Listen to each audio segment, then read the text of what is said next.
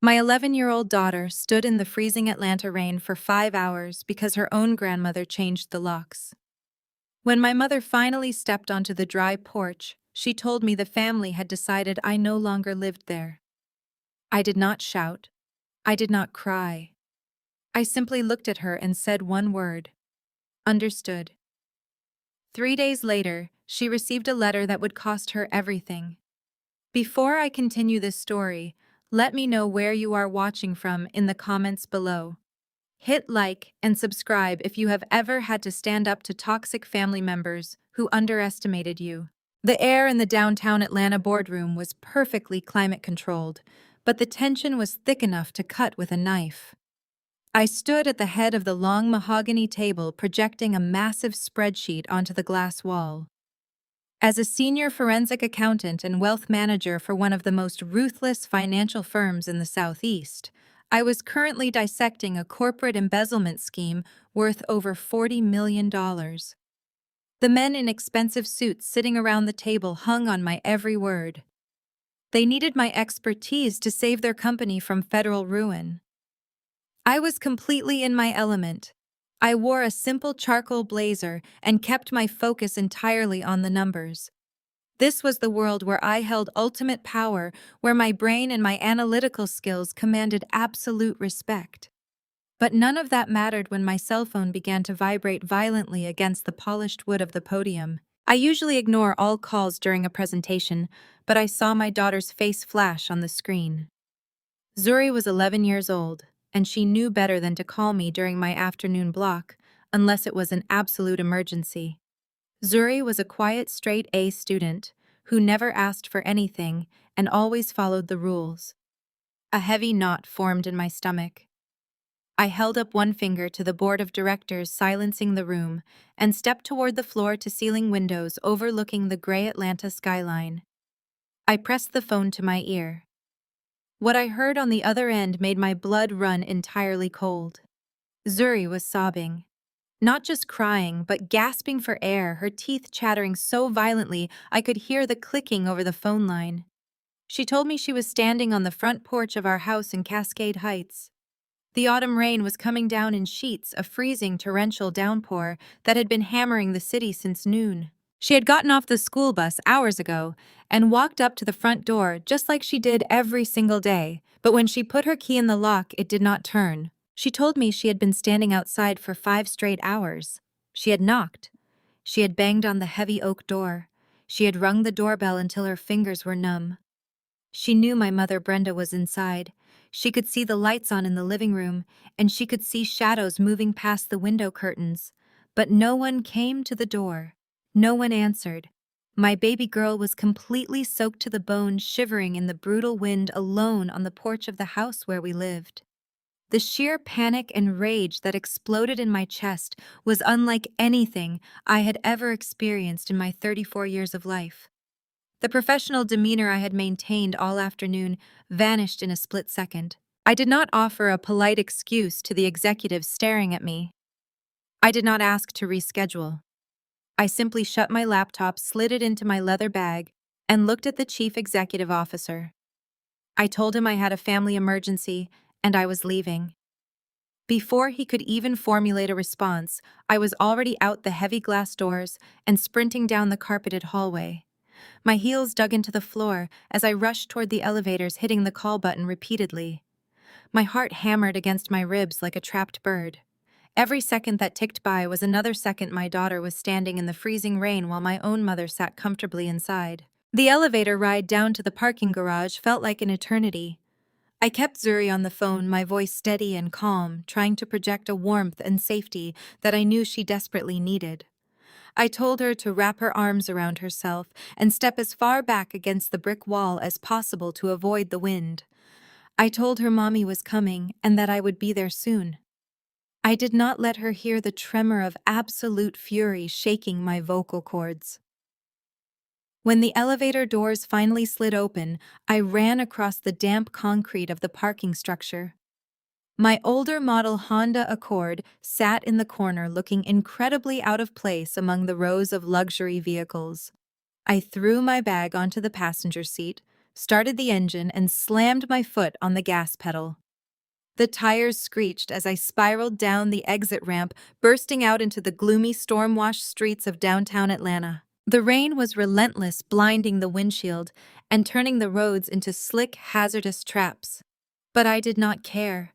All I could see in my mind's eye was Zuri huddled and freezing.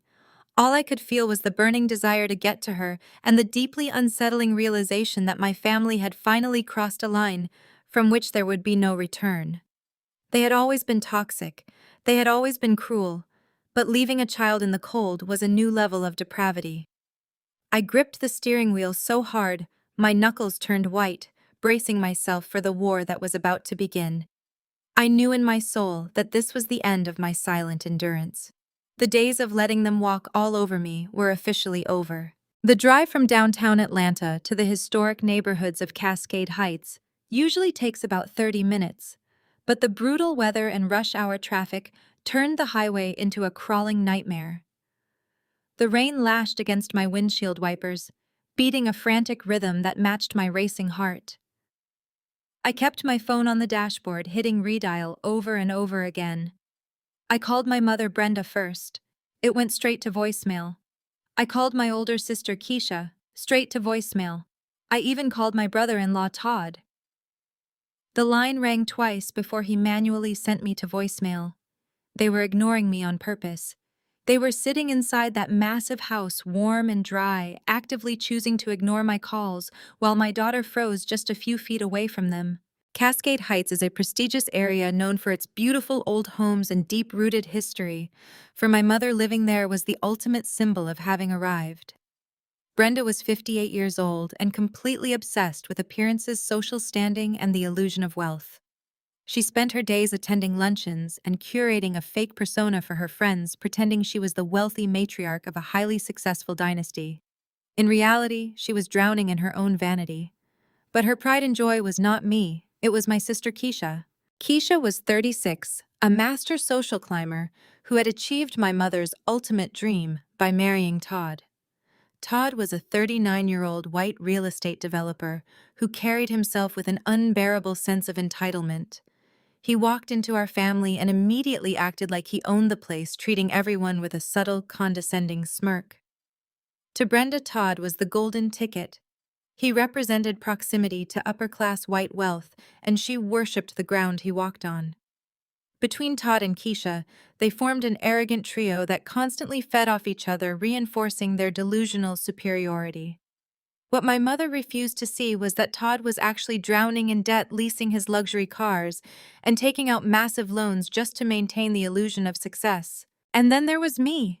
To them, I was the black sheep, the ultimate disappointment. I was a 34-year-old single mother who dressed in plain clothes and drove a 10-year-old Honda. Because I worked remotely most days, sitting at my computer in sweatpants, they had convinced themselves I was just doing low-level data entry. They viewed me as a freeloading charity case who was stubbornly occupying space in the family home. They constantly threw subtle jabs at my lifestyle. Todd would make snide comments at the dinner table about how some people just do not have the drive to succeed in the real business world. Keisha would dramatically offer me her old designer clothes, claiming I needed to look more presentable if I ever wanted to find a husband to support me. Brenda would just sigh and tell her friends that I was finding my way, hoping I would eventually secure a modest clerical job. They had absolutely no idea who I really was.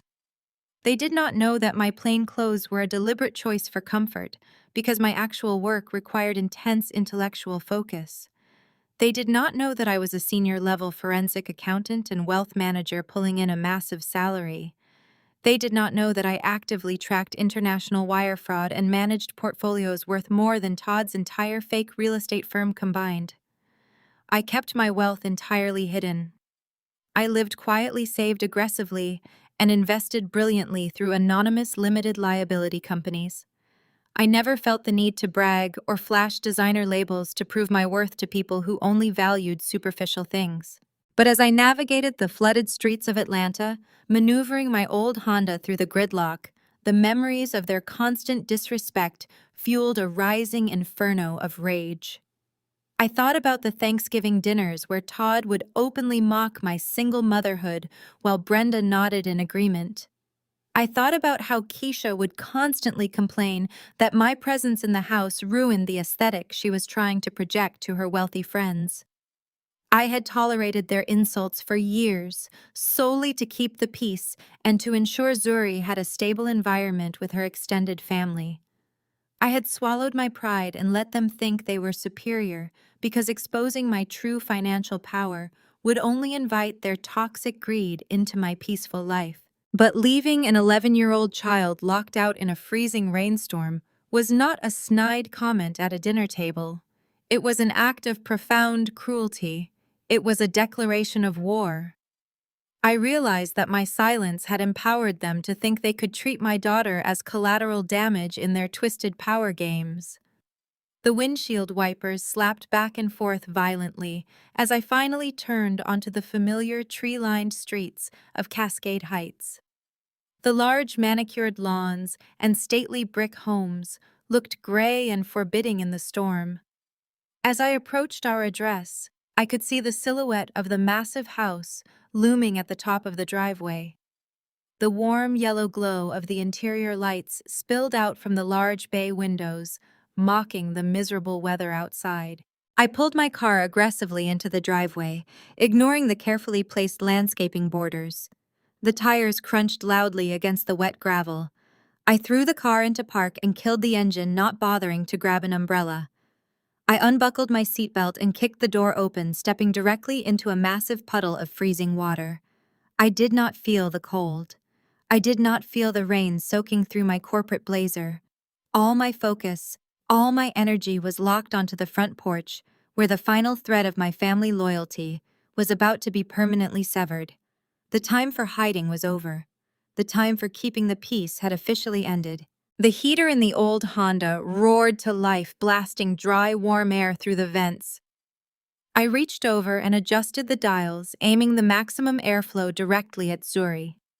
My daughter was curled into a tight ball in the passenger seat, clutching my wool trench coat around her shivering shoulders. Her teeth were still chattering, but the terror in her eyes was slowly beginning to fade.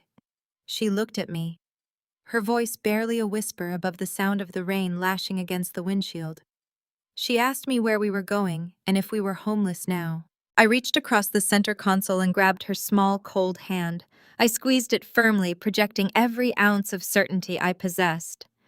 I told her we were absolutely not homeless. I told her we were just upgrading. I steered the car away from the dark tree-lined streets of Cascade Heights and merged onto the interstate, heading straight for the glowing skyline of downtown Atlanta.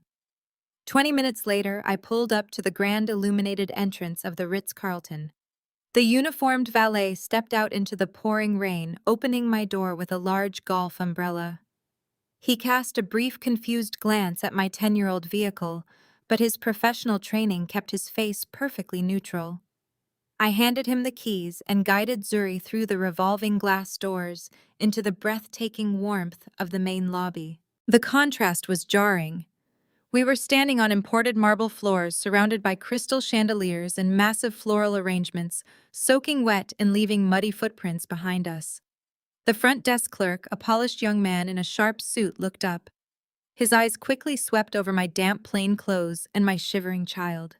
I could see the polite dismissal forming on his lips, the assumption that we were lost or looking for the public restrooms. I did not give him the chance to speak. I walked straight up to the mahogany counter, unzipped a waterproof compartment in my bag, and pulled out my sleek, heavy black American Express Centurion card. I slid it across the marble surface with a sharp metallic clink. I looked him dead in the eye and told him I needed the presidential suite for an indefinite stay and I needed a hot meal sent up immediately. The clerk's demeanor shifted so fast it gave me mental whiplash. The polite dismissal vanished instantly, replaced by extreme deference. Within 5 minutes, the hotel manager was personally escorting Zuri and me onto a private elevator. The doors opened directly into a sprawling penthouse suite with panoramic floor-to-ceiling windows overlooking the city. It was a fortress of absolute luxury, complete with a marble-soaking tub, a grand dining area, and plush king-sized beds. My first priority was my daughter. I ran a steaming hot bath, filling the tub with lavender salts from the vanity. I stripped off Zura's wet clothes, wrapped her in a thick heated towel, and got her into the water. By the time she was clean and dry, room service had already arrived. They wheeled in a silver cart carrying gourmet grilled cheese sandwiches, creamy tomato soup, and a massive mug of hot chocolate piled high with whipped cream. I wrapped Zuri in a fluffy white hotel robe and watched her eat. The color slowly returned to her cheeks. She looked around the massive, beautiful suite and smiled at me. 30 minutes later, she was fast asleep, buried under a mountain of expensive down comforters, safe and warm. With my daughter protected, the mother retreated and the corporate predator took over.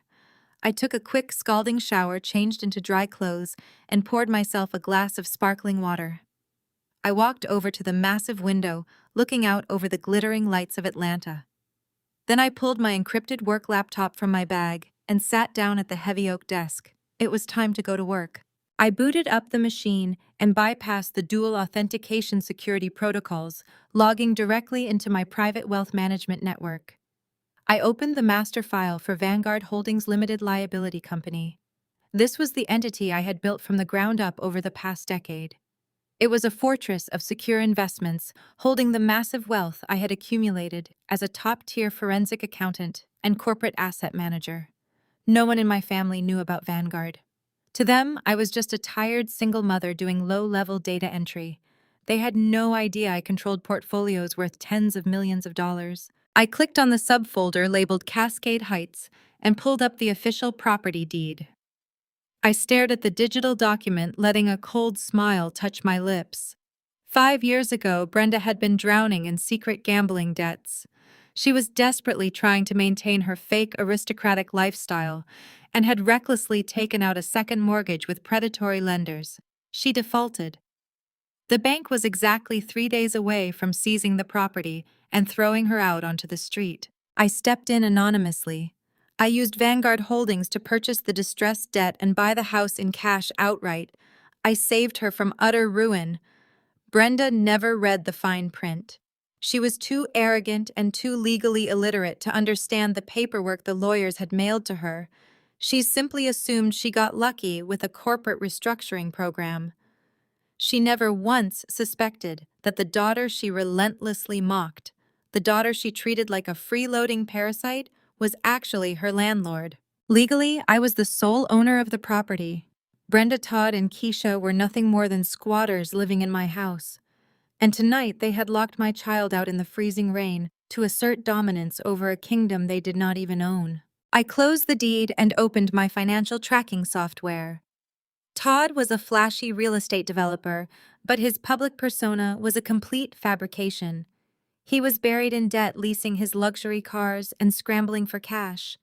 If he and Keisha were seriously planning to demolish walls and flip my house, they needed capital. Todd was broke, which meant he had to be looking for a fast, risky loan. My fingers flew across the keyboard. I set up a silent digital tripwire on the property's title and linked it to the state registry. If anyone tried to pull a construction permit, run a credit check against the address, or secure a loan using that deed, my system would alert me in real time. I leaned back in the plush leather desk chair and took a sip of my water. They wanted to play a ruthless game of power and property. They had just declared war on a woman who could dismantle their entire existence with a few keystrokes. The trap was set. All I had to do was wait for Todd to get greedy. I kept the heater on high as we drove through the dark, slick streets of Atlanta. Zuri had finally stopped shivering. Her breathing leveled out as the warmth of the car began to thaw the chill deep in her bones. She fell asleep against the passenger window, exhausted by the trauma of the afternoon. I did not head toward the cheap motels on the outskirts of the city. I did not look for a budget-friendly extended stay.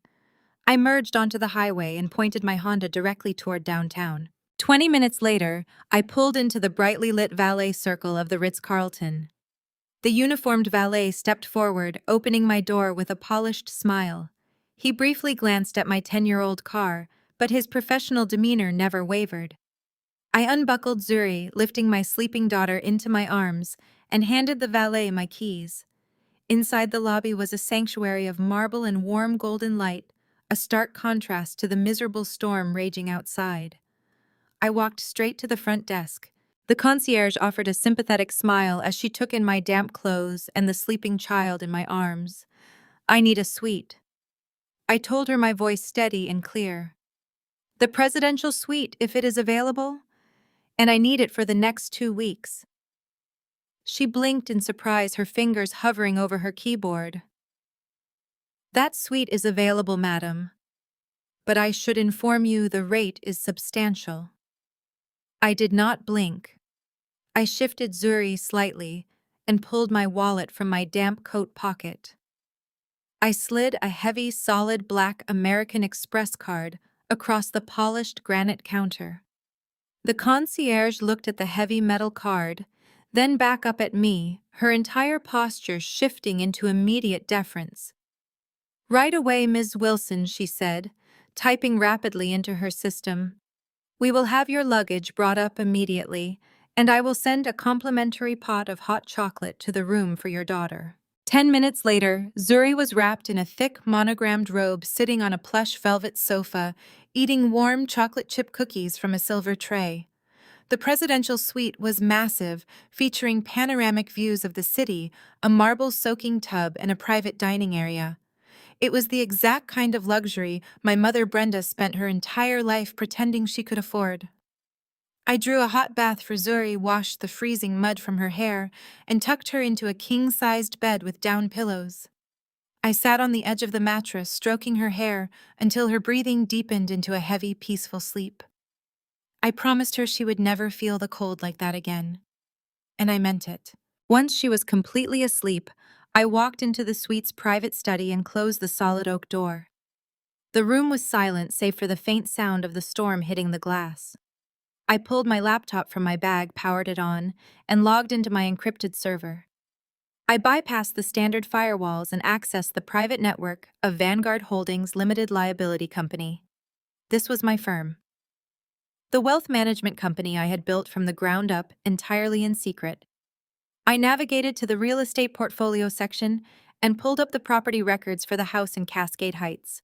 I sat back in the leather chair, staring at the digital deed on the screen. It was time to look at the trump card I had been holding for 5 long years. My family thought I was a failure because I did not flash my money. What they did not know was that 5 years ago, Brenda had secretly taken out a massive second mortgage on the Cascade Heights house to fund her lavish lifestyle. She had maxed out credit cards, bought designer bags she could not afford, and hosted catered parties just to impress her fake high society friends. Unsurprisingly, she defaulted on the mortgage.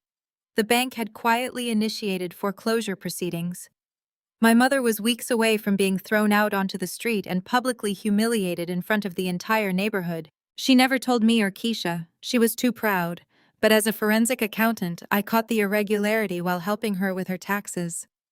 I knew that if she lost that house, she would be destroyed. So I stepped in. I did not give her a loan because I knew she would just burn through it and end up back in the same position. Instead, I used Vanguard Holdings to quietly purchase the defaulted debt directly from the bank. I paid off the liens and bought the foreclosed property entirely in cash. Legally, the house was transferred to my firm. I became the sole legal owner of the Cascade Heights property. I never told Brenda. I knew that if she found out I had saved her, she would resent me for seeing her failure. Worse, if she knew I had that kind of capital, she would have bled me dry, demanding money to fund her delusions. So I let her believe the bank had somehow made an administrative error and forgiven the debt. I let her continue playing the wealthy matriarch.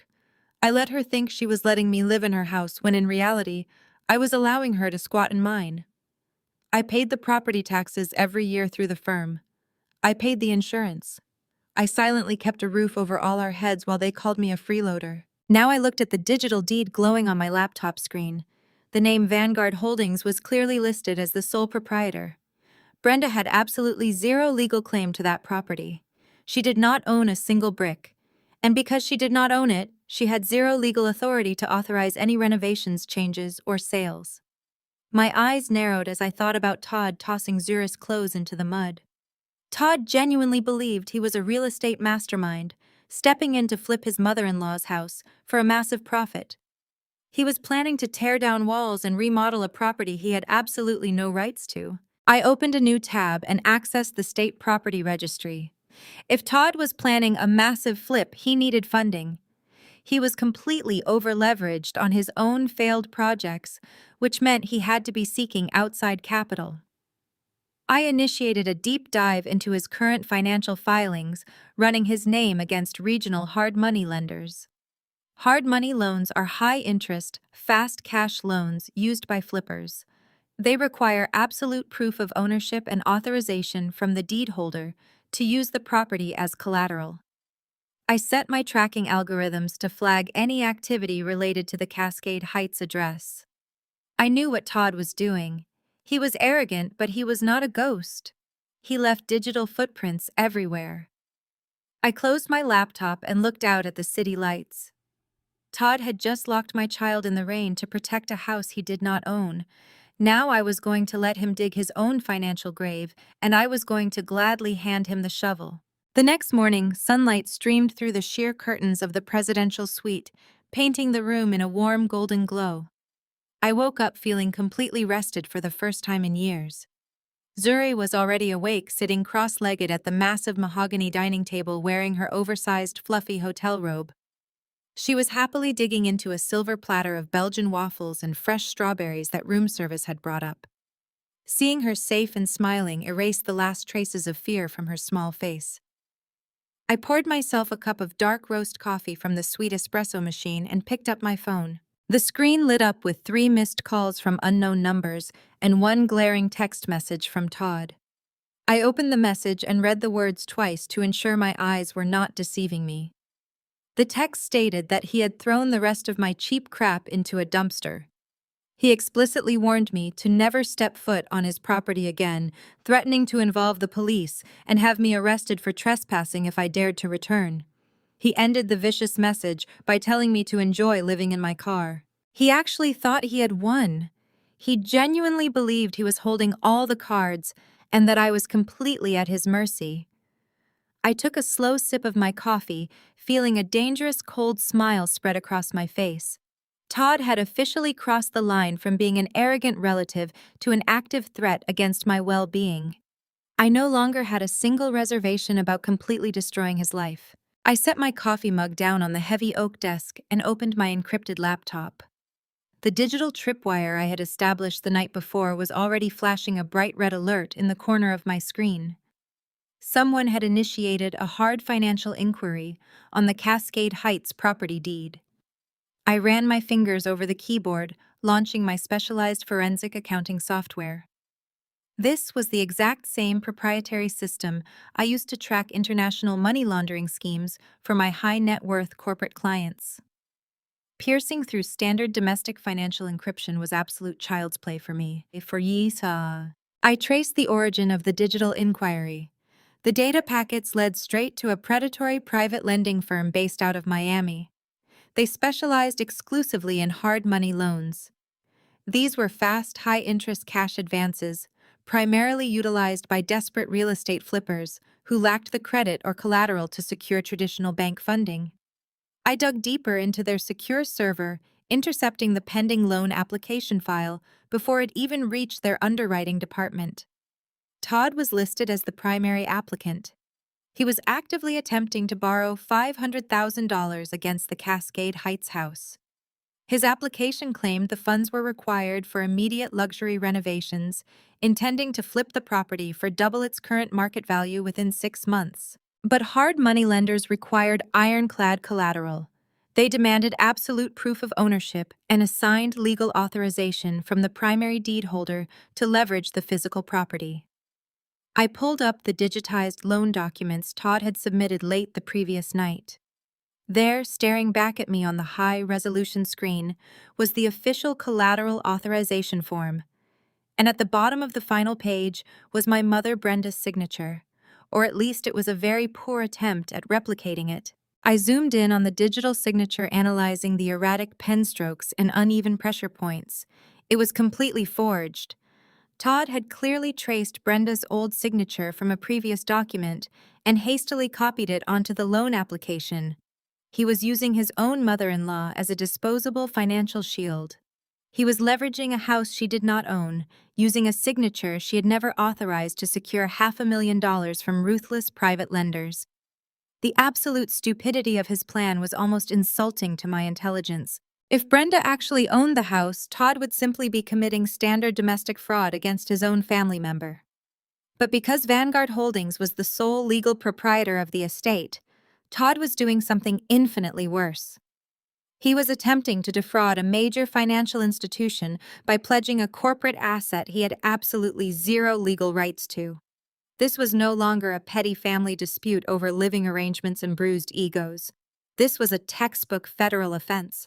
Zuri walked over to the desk, wiping a bit of maple syrup from her chin. She asked softly if we had to go back to the bad house to retrieve her toys and schoolbooks. I pulled her into my arms for a tight hug and kissed the top of her head. I promised her we were never going back to that toxic environment ever again.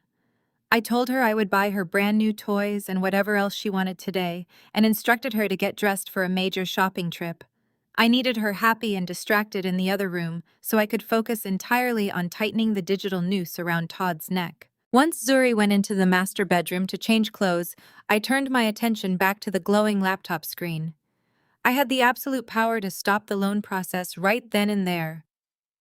A single phone call to the Miami lending firm from the chief executive officer of Vanguard Holdings would flag the application as fraudulent and instantly shut Todd down before a single dime was moved. I rested my hand on my phone, weighing the options carefully. If I stopped it now, Todd would just get a slap on the wrist. Brenda and Keisha would simply find another way to excuse his criminal behavior and paint me as the jealous villain who ruined his big real estate deal. They would never learn their lesson. They would never understand the massive gravity of their own arrogance. I slowly pulled my hand away from the phone. I was not going to stop him. I was going to let him dig his own grave. I watched the progress bar on the loan application creeping toward final approval. The lending firm was hungry for the high interest return, and they were fast-tracking the paperwork based on the fake equity Todd had presented. I made the conscious decision to let the transfer go through completely uninterrupted. I wanted Todd to sign his name on the dotted line of that contract. I wanted him to accept the federal wire transfer. Because the exact moment that $500,000 hit his personal bank account, his fabricated real estate dream would instantly morph into a highly documented federal crime.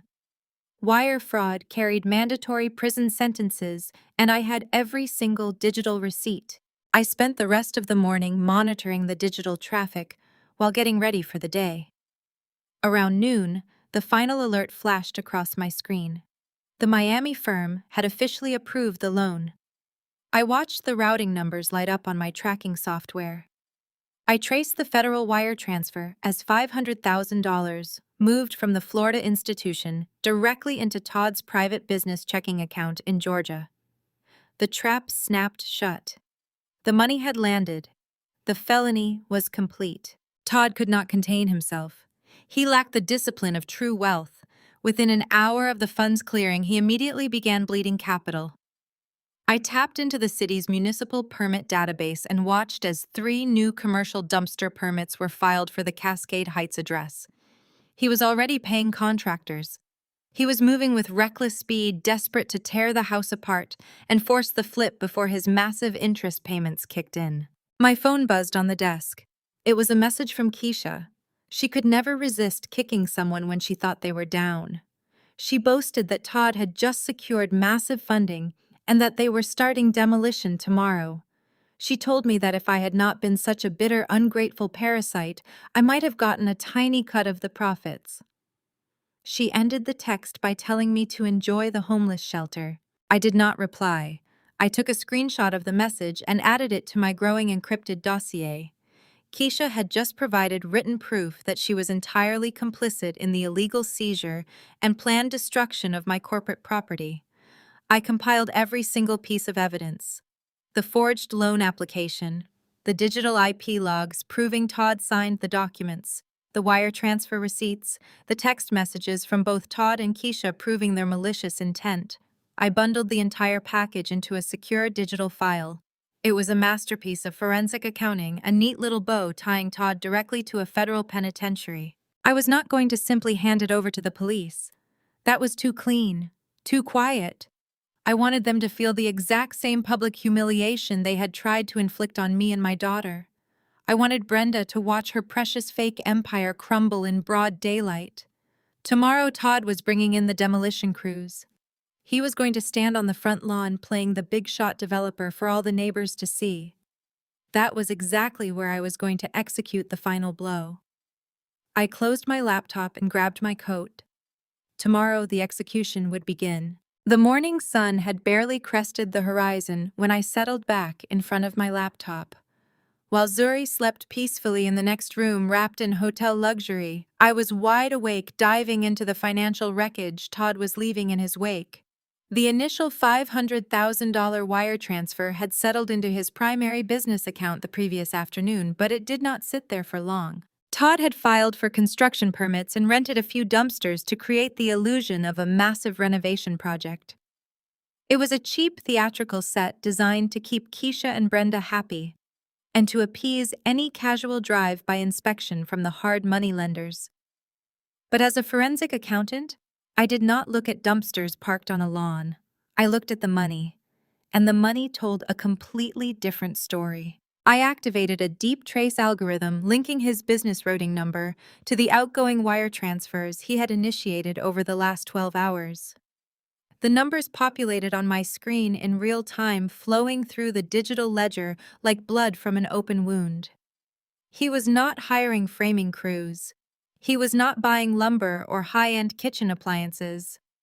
The so-called luxury property flip was an absolute fabrication.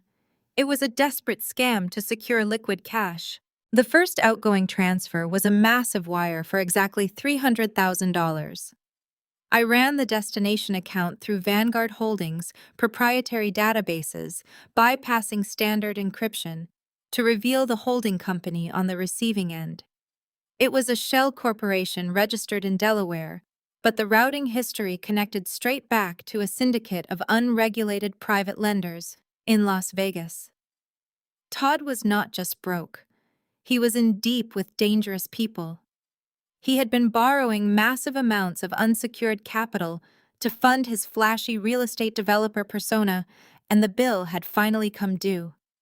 He used the forged equity from my house to save his own knees from being broken. I took a screenshot of the wire confirmation logging the exact federal tracking number.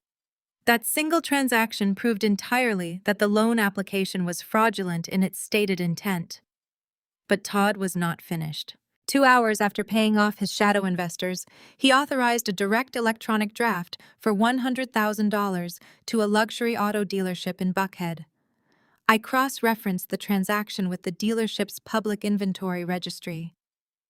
Todd had purchased a brand-new, fully loaded Range Rover autobiography. It was black on black with custom interior trim. He had bought it in cash. My phone vibrated on the desk next to my coffee mug. I opened Instagram using a blank burner account to check Keisha's public page. Sure enough, she had just gone live. She was standing in the driveway of the Cascade Heights house, wearing designer sunglasses and holding a giant red bow over the hood of the glistening new Range Rover.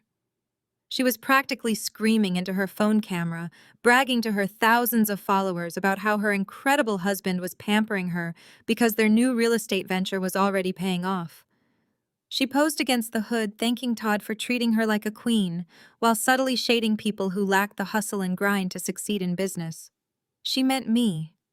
She was flexing a stolen vehicle bought with fraudulent funds secured against a property she was illegally squatting in. I watched the video twice, feeling nothing but a profound sense of clinical satisfaction. Keisha was proudly documenting the spoils of a federal crime for the entire internet to see. Every like, every comment, every share was just another piece of concrete evidence tying them directly to the wire fraud.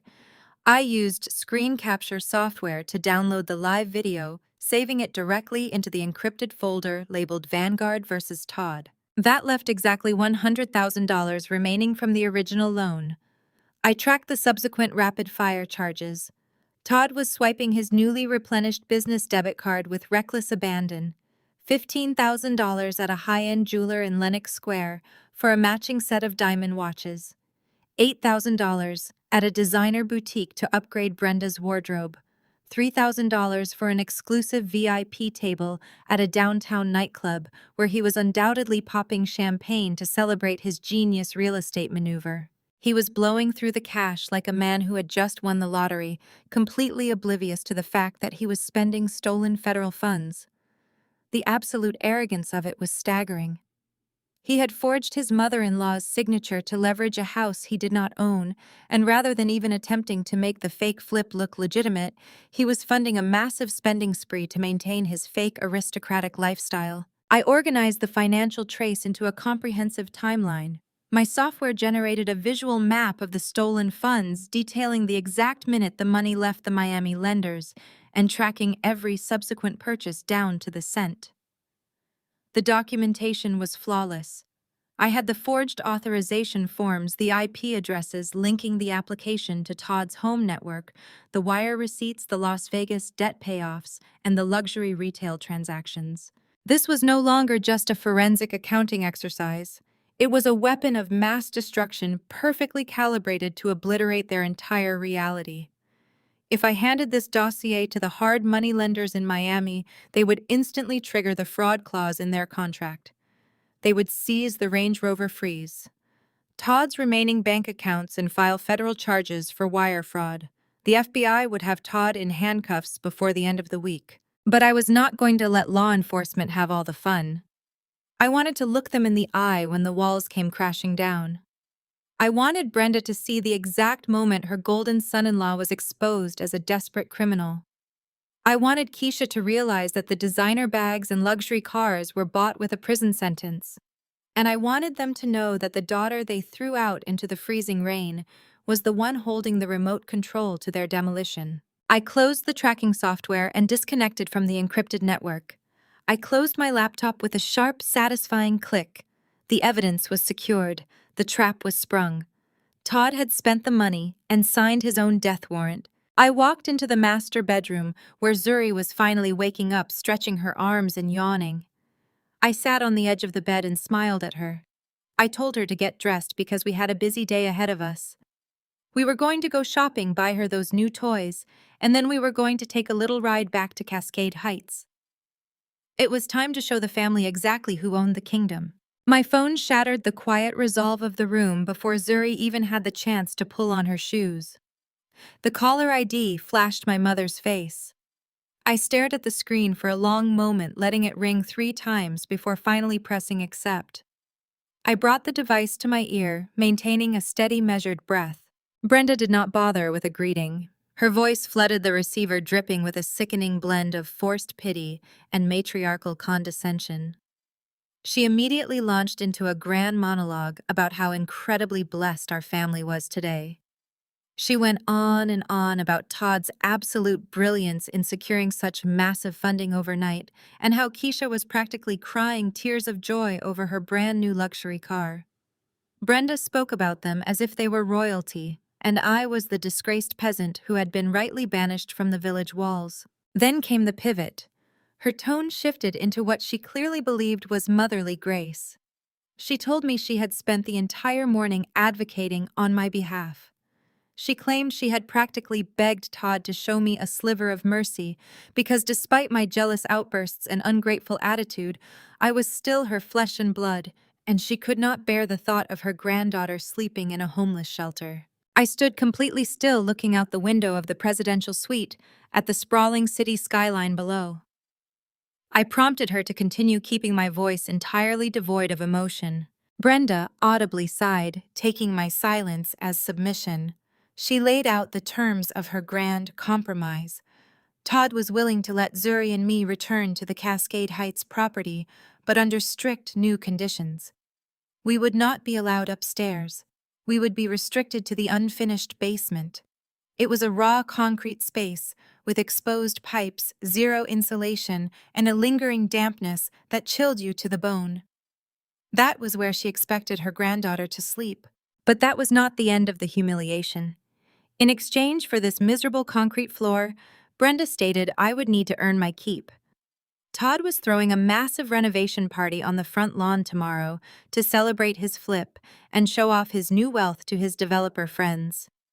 Brenda told me I would be expected to scrub the construction debris from the driveway, act as the catering cleanup crew, and most importantly, offer a public apology to Todd in front of his guests for ever doubting his vision. The sheer audacity of the proposition was breathtaking. A mother was asking her own daughter to act as an indentured servant to a fraudulent criminal just for the privilege of sleeping in a freezing basement. In the past, a demand like this would have broken me.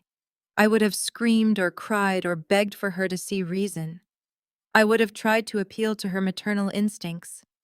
But standing there with a digital dossier of federal wire fraud sitting on my hard drive, I felt absolutely nothing but a cold, calculating clarity. I let a few seconds of silence stretch between us. When I finally spoke, my voice was as smooth and hard as polished glass. I thanked her for the generous offer. I told her it was truly remarkable how far she was willing to go to accommodate Todd and Keisha. Brenda let out a small, relieved chuckle, assuming I was accepting defeat. She told me to pack my bags and head over to the house before Todd changed his mind. She reminded me to bring work clothes because the dumpsters were arriving soon and there was a lot of heavy lifting to be done. I cut her off with a polite but razor-sharp tone. I told her I would not be accepting the basement suite. I informed her that Zuri and I had already made far more comfortable arrangements for our living situation. I then wished her the absolute best with the upcoming construction. I told her to make sure Todd enjoyed every single second of his renovation party because it was going to be a highly memorable event for everyone involved. I advised her to wear something nice for the cameras. Before she could process the weight of my words or formulate a response, I ended the call. I did not block her number. I wanted her lines of communication wide open when the inevitable panic set in. Zuri bounded out of the bedroom wearing her favorite bright yellow dress and a pair of sparkling sneakers. She looked up at me with bright, trusting eyes, asking if we were really going to the toy store. I smiled genuinely, kneeling down to her level and adjusting her collar. I promised her she could pick out anything she wanted. We left the hotel suite and stepped out into the crisp afternoon air. The luxury car service the hotel provided was already waiting at the curb. We spent the next 3 hours at an upscale outdoor shopping plaza. I watched Zuri gleefully fill a shopping bag with dolls' puzzle sets and a new educational tablet. She was completely insulated from the toxic warfare her grandmother and uncle were currently waging. While she browsed the toy aisles, I stepped into a designer boutique. If I was going to execute a hostile corporate takeover and expose a federal crime on my own front lawn, I was going to dress the part. I bypassed the casual wear and purchased a tailored crimson power suit with razor-sharp lapels and a pair of immaculate black stilettos. It was the exact armor I wore when dismantling hostile corporate boards. Todd and Keisha wanted to play real estate moguls, but they were about to meet the chief executive officer of the company they were attempting to defraud. With the shopping complete, I loaded the bags into the back of the car service. I gave the driver the address for Cascade Heights. The drive across the city felt different this time. I was not retreating to a house where I felt small and marginalized. I was marching into my own territory to reclaim my throne. As we approached the familiar tree-lined streets of the neighborhood, I pulled out my phone and drafted a single email to my corporate attorney. I attached the encrypted dossier containing all the wire fraud evidence and instructed him to place it on standby. I told him to wait for my signal before initiating contact with the federal authorities and the Miami lending firm. The car turned onto my street. In the distance, I could already see the massive commercial dumpsters blocking my driveway. Several work trucks were parked haphazardly across the lawn, and upbeat music was blaring from a portable speaker on the porch. Todd was wasting no time putting his stolen money to work. I took a deep breath, feeling my crimson suit settling perfectly against my shoulders. The trap was fully set. I instructed the driver to pull over and idle in the shade of a massive oak tree just across the street from the property. I needed a moment to observe the chaotic scene unfolding on my front lawn before making my official entrance. The sheer scale of Todd's incompetence was on full public display. He had not hired a legitimate contracting firm. Instead, he had clearly rounded up a cheap, unlicensed crew of day laborers who were currently tearing the house apart with zero regard for structural integrity or basic safety protocols. Plaster dust billowed out of the front windows, coating the driveway in a thick, chalky film. Workers were carelessly hurling chunks of drywall and splintered wood directly onto my carefully cultivated rose bushes. Todd was standing in the center of the yard, holding a steaming cup of coffee and wearing a pristine white hard hat that had clearly been purchased that morning. He was pointing animatedly at the roofline, barking aggressive orders at men who were actively ignoring him. He was putting on a theatrical performance of a highly successful real estate developer for the benefit of the nosy neighbors peeking through their blinds. Keisha was lounging on the porch steps, scrolling on her phone, completely oblivious to the hazardous debris raining down around her. The entire operation was a reckless vanity project funded entirely by stolen money. Beside me in the plush leather backseat of the town car, Zuri was happily setting up her new educational tablet. I had connected it to the vehicle's wireless hotspot so she could download her favorite games. A sudden sharp gasp broke my concentration. I turned to see Zuri staring at her glowing screen, her small lower lip trembling. Heavy tears welled in her eyes and spilled down her cheeks. She handed me the tablet without saying a word. She had logged into her social media account, and the algorithm had immediately served her a live video posted by Keisha's oldest daughter. My niece was standing in the center of Zuri's bedroom, laughing hysterically into the camera. In the background, two laborers were taking heavy sledgehammers to the pink-painted walls, shattering the beautiful mural I had spent 3 weeks painting for Zuri's birthday. Her cousin was mocking us, narrating the destruction and joking that the homeless shelter would not have walls this pretty. Seeing the absolute heartbreak on my daughter's face shattered my rigid composure. The clinical detachment I had maintained all morning vanished entirely, replaced by a fierce, protective fury. I pulled Zuri onto my lap and wrapped my arms tightly around her, holding her close to my chest. I wiped the tears from her cheeks and looked directly into her eyes. I told her that a house is just a box made of wood and nails, but a true home is wherever we are together. I promised her with absolute certainty that I was going to build her a massive new castle, one with walls they could never touch and a garden they could never ruin. I kissed her forehead, handed her a pair of noise-canceling headphones, and put on her favorite animated movie. I instructed her to watch the screen and ignore the bad people outside. Once she was distracted and calm, I reached for my encrypted laptop. That single video of my niece mocking my child's destroyed bedroom erased the final microscopic shred of familial pity I possessed. I was no longer just shutting down a fraudulent real estate deal. I was permanently excising a cancer from my life. I opened my forensic accounting software and finalized the digital dossier right there in the back of the idling car. I needed the execution to be flawless. I pulled the raw data logs and perfectly matched the IP addresses from Todd's original loan application to the specific router network broadcasting from inside the Cascade Heights house. I verified the digital timestamps on the wire receipts, proving exactly when the $500,000 hit his account and precisely when he drained it to pay off his Las Vegas syndicate creditors. I opened a split screen on my monitor. On the left, I pulled up the high-resolution scan of the property deed Todd had submitted to the Miami lending firm. On the right, I pulled up a legitimate verified copy of Brenda's actual signature from a previous tax document. I applied a digital overlay to highlight the glaring discrepancies. The pen pressure, the loop angles, the shaky hesitation marks where Todd had clearly traced the letters, all of it was documented and highlighted in bright red ink. The forgery was so amateurish, it was almost embarrassing to analyze. I compiled the IP logs, the wire transfer tracking numbers, the shell company details, and the forged deeds into a single master PDF document. I attached the screen-recorded video of Keisha, bragging about her new Range Rover, and the video of the demolition crew destroying the house without proper permits. The file was a comprehensive ironclad roadmap to a federal indictment. I drafted a highly secure email to my lead corporate attorney, outlining the exact sequence of events.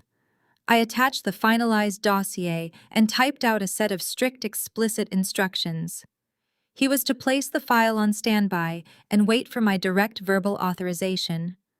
The moment I gave him the signal, he was to simultaneously forward the entire unredacted package to the fraud division of the FBI, the compliance department of the Miami lending firm, and the local municipal permit office.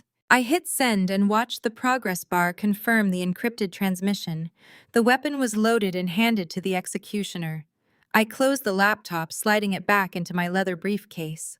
I checked my reflection in the tinted window of the town car, adjusting the collar of my crimson suit and ensuring my expression was composed into an unreadable mask.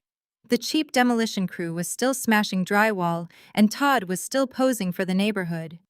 I took a slow, deep breath, unlocked the car door, and stepped out onto the pavement, ready to burn his imaginary empire to the ground. The air was thick with the acrid smell of pulverized drywall and cheap cologne, but I barely noticed.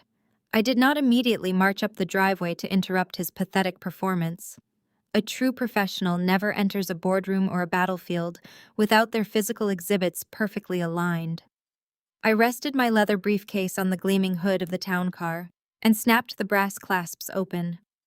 The digital file was already secure with my attorney, but Todd was a man who needed to see his destruction in black and white.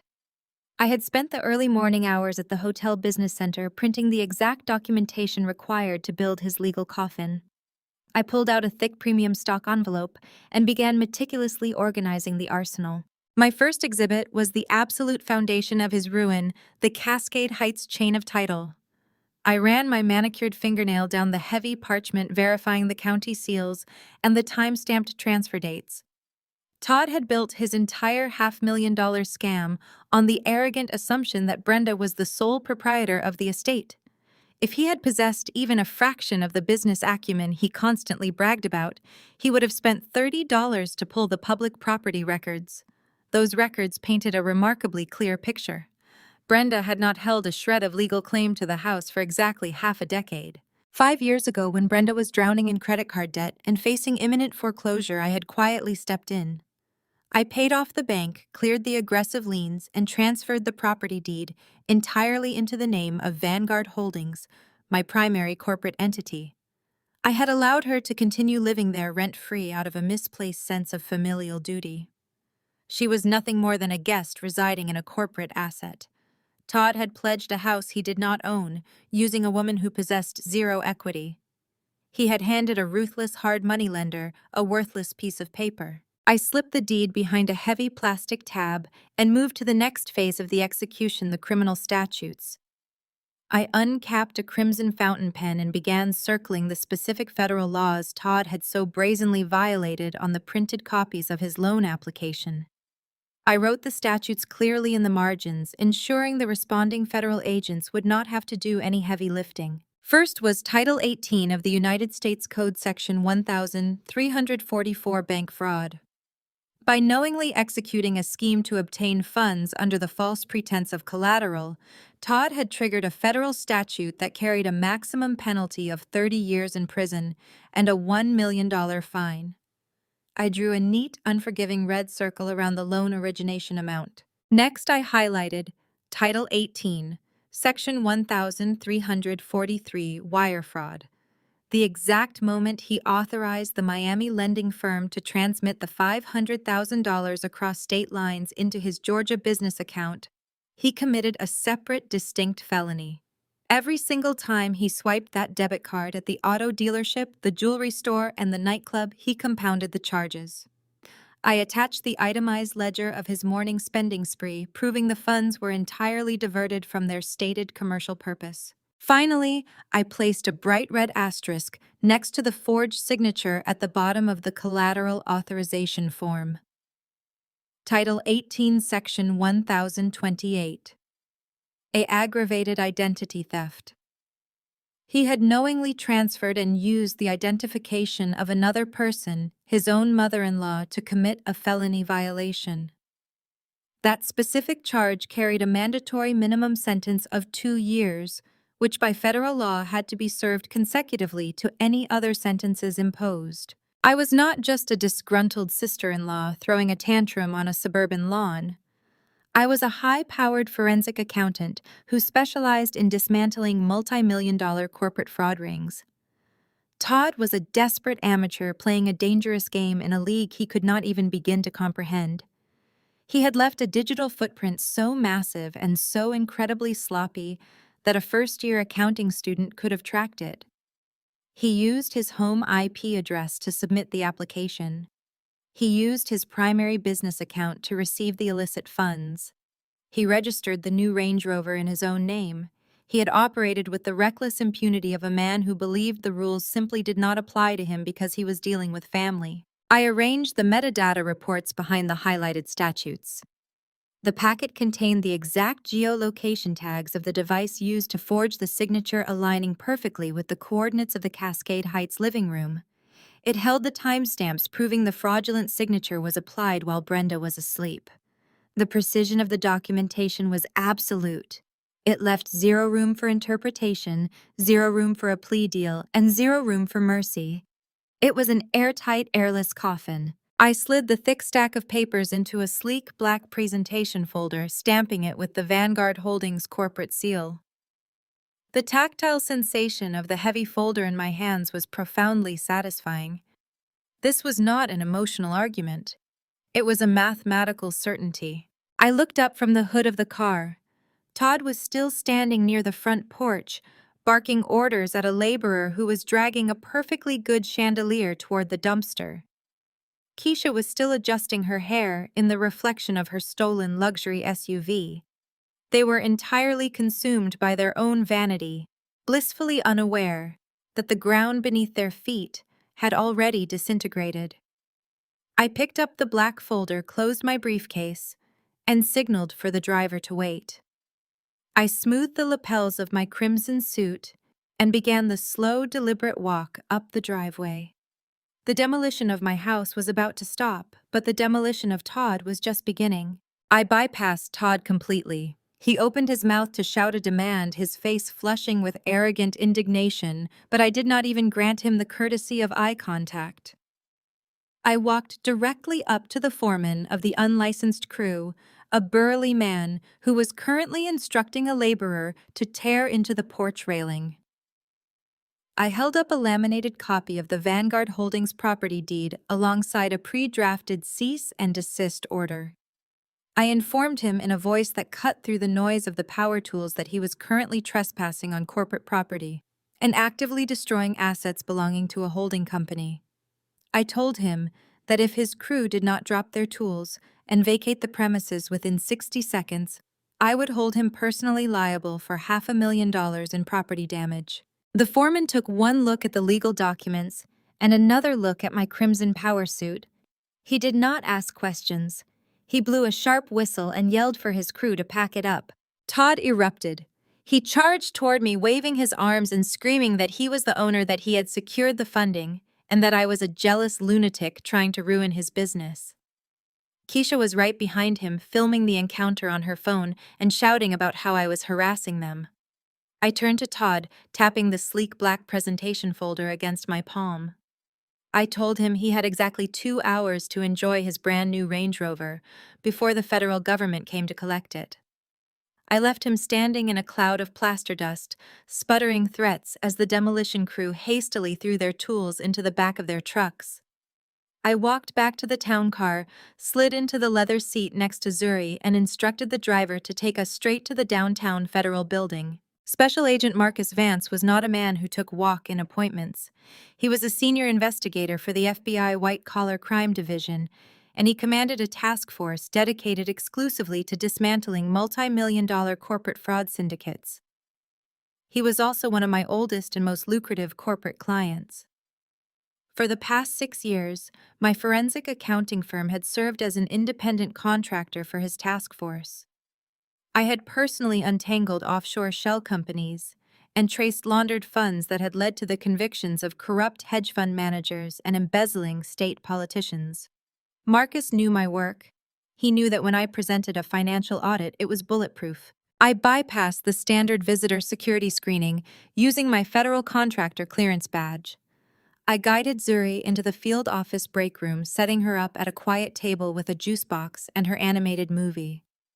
Once she was settled and safe, I walked directly down the hall and knocked twice on the frosted glass of Marcus's office door before pushing it open. Marcus looked up from a mountain of case files, his brow furrowed in concentration.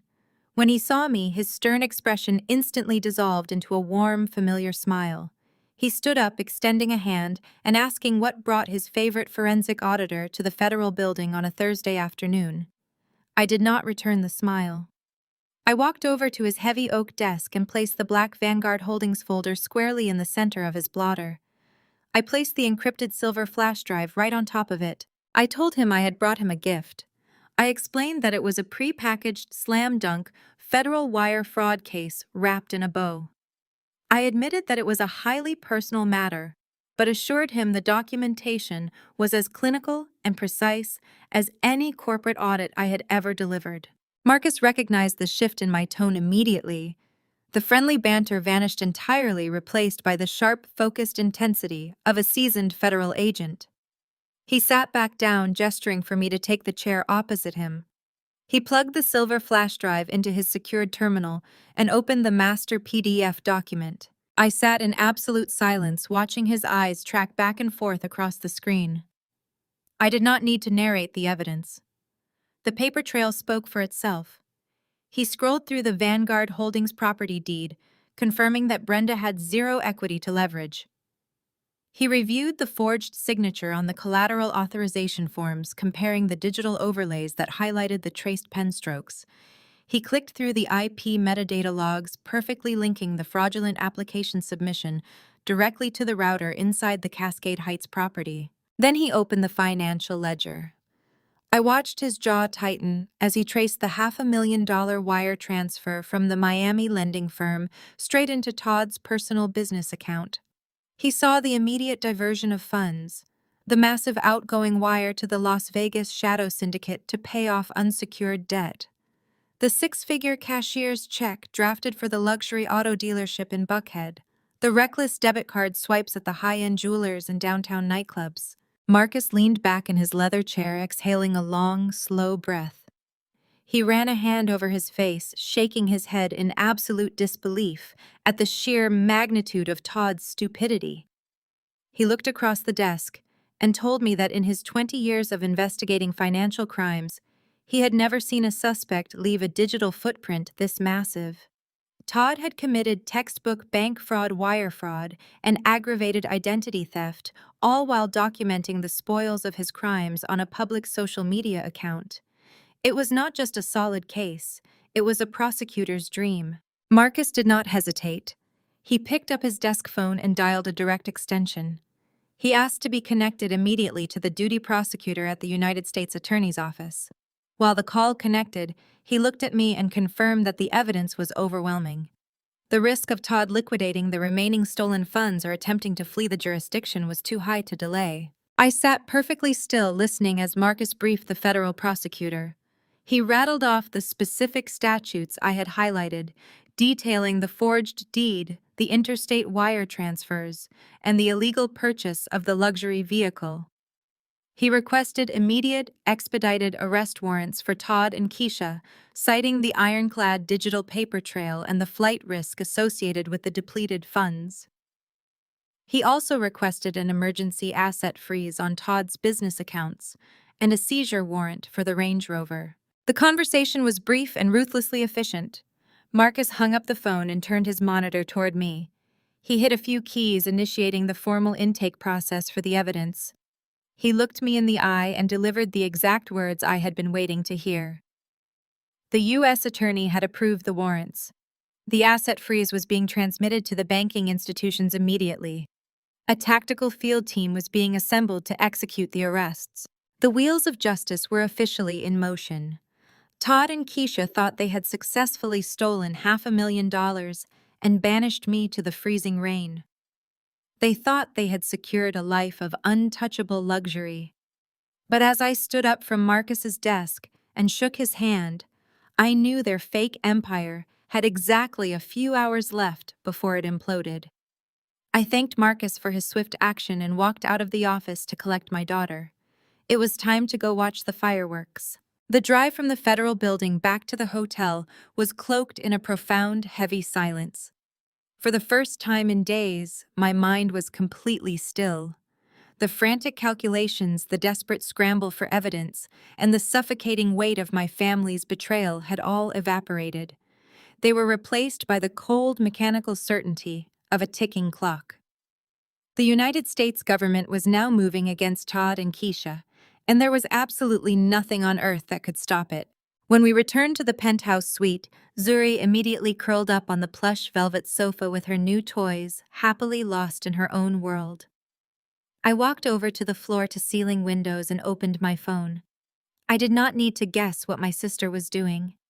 I knew Keisha operated on a cycle of endless validation. I opened Instagram and sure enough she was broadcasting live to her followers. Todd and Keisha had completely lost their grip on reality. To boost their fake social standing and solidify their illusion of immense wealth, they had decided to throw a lavish demolition party right on the front lawn of the Cascade Heights property. The live feed displayed a grotesque clash of high-end luxury and sheer suburban garbage. Keisha had actually hired a boutique catering company and a private bartender for the afternoon. Men in crisp black vests were carefully carrying silver trays of hors d'oeuvres, stepping over splintered wood and chunks of drywall. Crystal champagne flutes were lined up on a fold-out table, positioned directly next to a rusted commercial dumpster. Keisha was the center of attention, wearing a designer jumpsuit and oversized sunglasses, holding a bottle of expensive champagne. She popped the cork, sending a spray of sparkling wine over the dusty grass, while her guests cheered. She had invited a crowd of aspiring Atlanta socialites, local influencers, and a few men in sharp suits who looked suspiciously like the hard money lenders Todd was trying to impress. The camera panned over to Todd. He was holding court near the front porch, gesturing wildly at the exposed framing of the house. He was loudly bragging to a circle of attentive listeners about his million-dollar flip and his genius vision for open-concept living. He was intoxicated by his own lies, completely unaware that the money funding the champagne in his glass was currently being frozen by federal order. Then the camera caught Brenda. My mother was standing near the catered buffet, holding a delicate appetizer plate and beaming with absolute pride. She looked like a queen surveying her victorious kingdom. She was soaking in the reflected glory of her golden son-in-law, completely comfortable with the fact that she believed her other daughter was currently scrubbing concrete in the damp basement beneath their feet. The sheer callousness of it was staggering. They were celebrating my supposed ruin on the exact property they had stolen from me.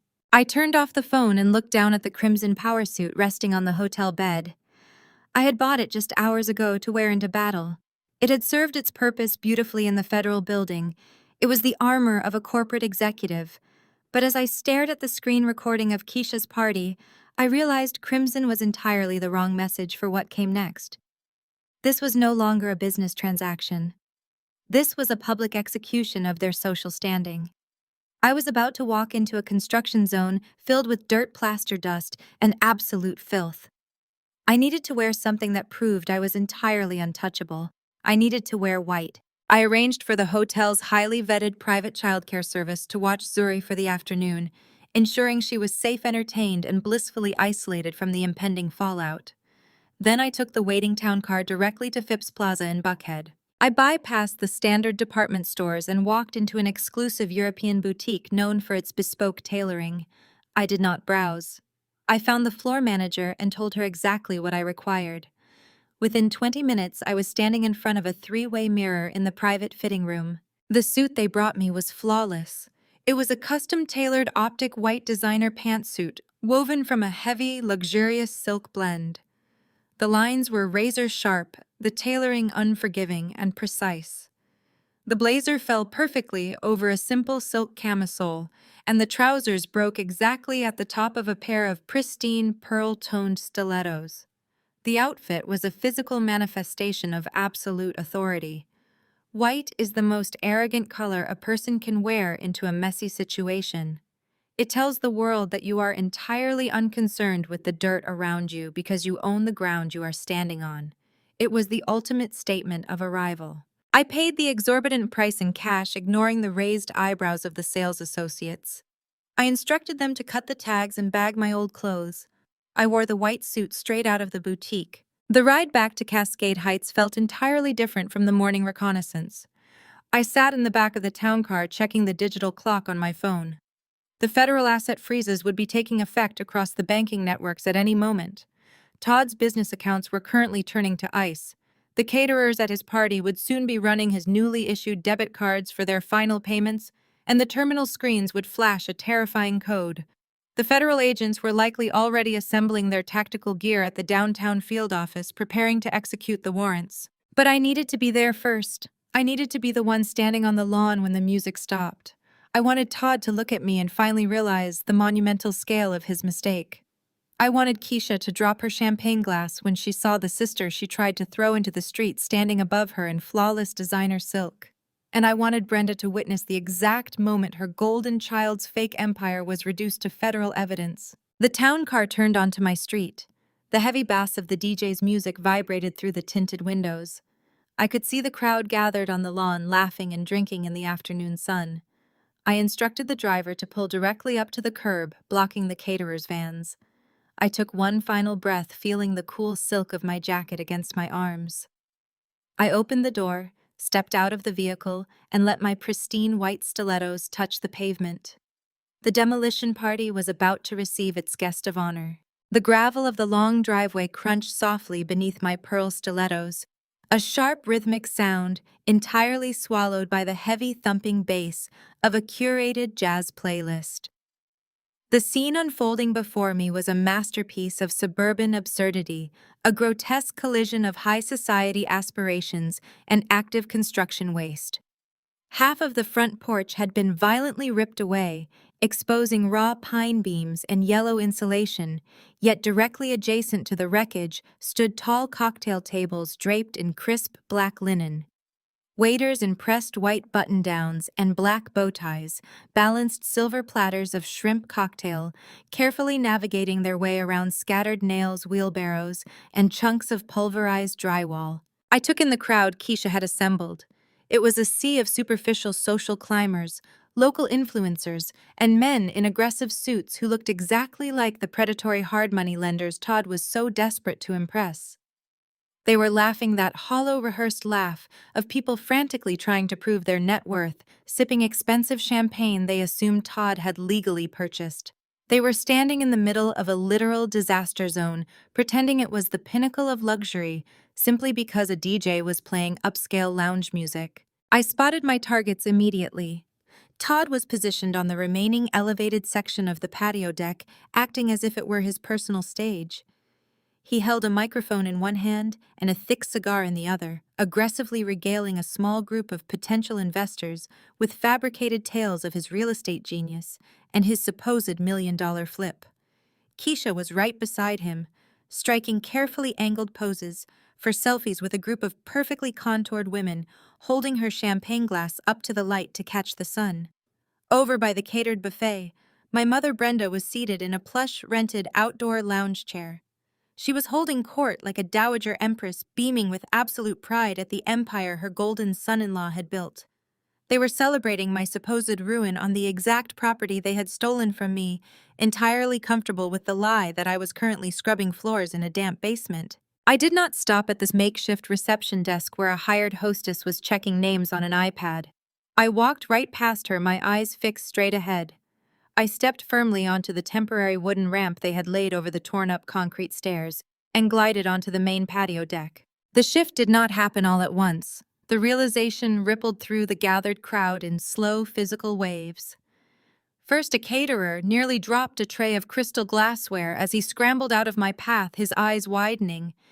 Then the conversation in the immediate vicinity died, abruptly replaced by sharp, audible intakes of breath. I was not the Tasha they expected. I was not the exhausted, overworked, frumpy single mother that Todd and Keisha had spent the last month mocking to their friends. I was a high-powered corporate executive draped in thousands of dollars of custom-tailored Italian silk. The stark optic white of my suit cut through the dusty, chaotic environment like a physical weapon. The tailoring gripped my shoulders with absolute unyielding authority, and my posture projected the kind of generational wealth that never needed to shout. The sudden vacuum of conversation near the edge of the patio caught the attention of the hired DJ. He looked up from his turntable, saw the crowd parting for a woman radiating sheer lethal confidence, and panicked. His hand fumbled against the mixer. The smooth, upbeat jazz track screeched with a harsh, grating scratch of a needle tearing violently across vinyl. The sudden silence was deafening. Every head in the yard turned. Conversations died mid-sentence. Champagne flutes hovered inches from parted lips. The sheer visual impact of my arrival had completely paralyzed a party of 60 people. I walked slowly toward the center of the patio. The crowd instinctively stepped back, parting like the Red Sea, to give me a wide, unobstructed berth. My heels clicked rhythmically against the wooden deck boards. It was the only sound left in the entire yard. Keisha lowered her phone, her mouth falling open in a display of absolute, unadulterated shock. Her eyes darted from my pristine pearl shoes up the razor-sharp crease of my silk trousers, resting finally on my face. She looked down at her own flashy designer jumpsuit and in a fraction of a second looked incredibly cheap by comparison. The illusion of her superiority shattered the moment I entered her airspace. Todd dropped his cigar. It hit the wooden deck and sent up a brief shower of orange sparks, but he did not look down. He stared at me as if a ghost had just materialized in the middle of his crowning triumph. His jaw was slack, his eyes wide with a volatile mixture of profound confusion and a rapidly dawning sense of terror. The arrogant swagger he had been projecting just seconds before evaporated entirely. Even my mother sat frozen in her rented lounge chair. The smug imperial smile had vanished from her face, replaced by genuine disbelief. She blinked rapidly, trying to reconcile the powerful, untouchable woman standing before her with the daughter she had so callously discarded. I did not break eye contact with Todd. I reached out seamlessly, plucking a full crystal flute of champagne from the tray of a paralyzed waiter without even looking at him. I took a slow, deliberate sip. The vintage was excellent. It was also bought with stolen federal funds. I lowered the glass and let my gaze sweep over the entire assembly of fake friends, fraudulent investors, and my stunned family. I smiled a cold, razor-thin smile that did not reach my eyes. "Please," I said, my voice echoing clearly in the dead silence of the ruined yard. "Do not let me interrupt the celebration. I simply came to offer a toast to the new homeowner." The echo of my voice hung in the air for only a fraction of a second, before Keisha's survival instinct kicked in. She simply could not tolerate being upstaged at her own fabricated coronation. I watched the gears turning behind her oversized designer sunglasses as she desperately tried to reclaim control of the narrative in front of her high society audience. She tightened her grip on her crystal flute, squared her shoulders, and marched across the wooden deck. Her stilettos navigated the scattered debris and exposed nails with practiced arrogance. She stopped mere inches from me, looking me up and down with a theatrical sneer engineered entirely for the benefit of the watching crowd. "Did you come to beg for food?" Keisha announced. She pitched her voice loudly, ensuring every single investor, contractor, and local influencer on the patio heard her clearly. She gestured grandly toward the lavish, catered buffet with her free hand. "Because there are no leftovers for failures. If you are that desperate, you should have checked the dumpster out back before the catering staff set up." A few of her sycophantic friends offered nervous, tittering laughs. Keisha fed on that meager validation, instantly taking a sip of her champagne and tilting her chin up. "I mean, look at you. Renting a white designer suit you obviously cannot afford just to crash a party you were not invited to. It is pathetic, Tasha. Truly pathetic. We are celebrating a $1 million real estate flip, something you know absolutely nothing about." The nervous laughter from the crowd emboldened Todd. He shook off his initial paralysis and stepped up right beside his wife, eager to reassert his alpha dominance in front of the sharp-suited men he was actively trying to impress. He walked over to a pile of construction materials, resting against the exposed house framing, and snatched up a heavy dust-covered push broom. He swaggered back over and practically shoved the dirty wooden handle into my personal space, dangerously close to my pristine silk lapel. "Tell you what," Todd bellowed, his voice dripping with thick condescension. "Since you are clearly out of work and looking for a handout, I am feeling generous today. I will offer you $15 an hour to sweep up the drywall dust. You can even keep the broom when you are done. A real estate mogul always needs cheap labor to clean up the mess." The men in suits chuckled out loud, swirling the ice in their expensive drinks. The influencers eagerly pointed their phone cameras directly at my face, thrilled to capture some unscripted suburban drama for their daily feeds. I did not flinch. I did not step back. I did not even look at the broom. Instead, I looked right past Todd and Keisha, searching the yard for the one person who should have intervened. I found my mother. Brenda was still seated in her plush rented outdoor lounge chair. Our eyes met across the crowded patio for one fleeting crystal-clear second. Instead of telling her son-in-law to lower his voice and show some respect, she deliberately turned her head away in disgust. She raised her voice, ensuring her words carried over the ambient lounge music to reach the wealthy women seated next to her. "I'm completely embarrassed," Brenda declared, waving a dismissive hand in my general direction without looking back. "I try so hard with her, but she is nothing but a freeloader. A jealous freeloader daughter who simply cannot stand to see her sister succeed in life.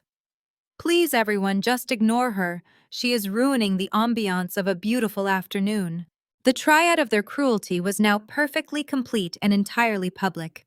They had laid all their cards on the table, loudly and proudly, completely confident that they held the winning hand. A month ago, a week ago, even yesterday, this highly coordinated public humiliation would have crushed me. I would have felt the familiar hot sting of tears, the suffocating weight of being the designated family disappointment, and the overwhelming urge to retreat and hide in my car. But the woman standing in the white silk pantsuit felt absolutely nothing but a cold surgical detachment. They were not humiliating me. They were performing a spectacular tragicomedy of their own imminent demise, and they were doing it on camera. I looked down at the dirty broom Todd was still thrusting toward my chest. I did not take it. Instead, I took another slow, deliberate sip of my champagne, letting the silence stretch until it became suffocatingly uncomfortable for them. $15 an hour, I repeated. My voice was perfectly level, carrying easily across the hushed patio, without me having to raise it a single decibel. "That is a very specific number, Todd. Is that the standard going rate for the unlicensed demolition crews you hire with fraudulent funds?"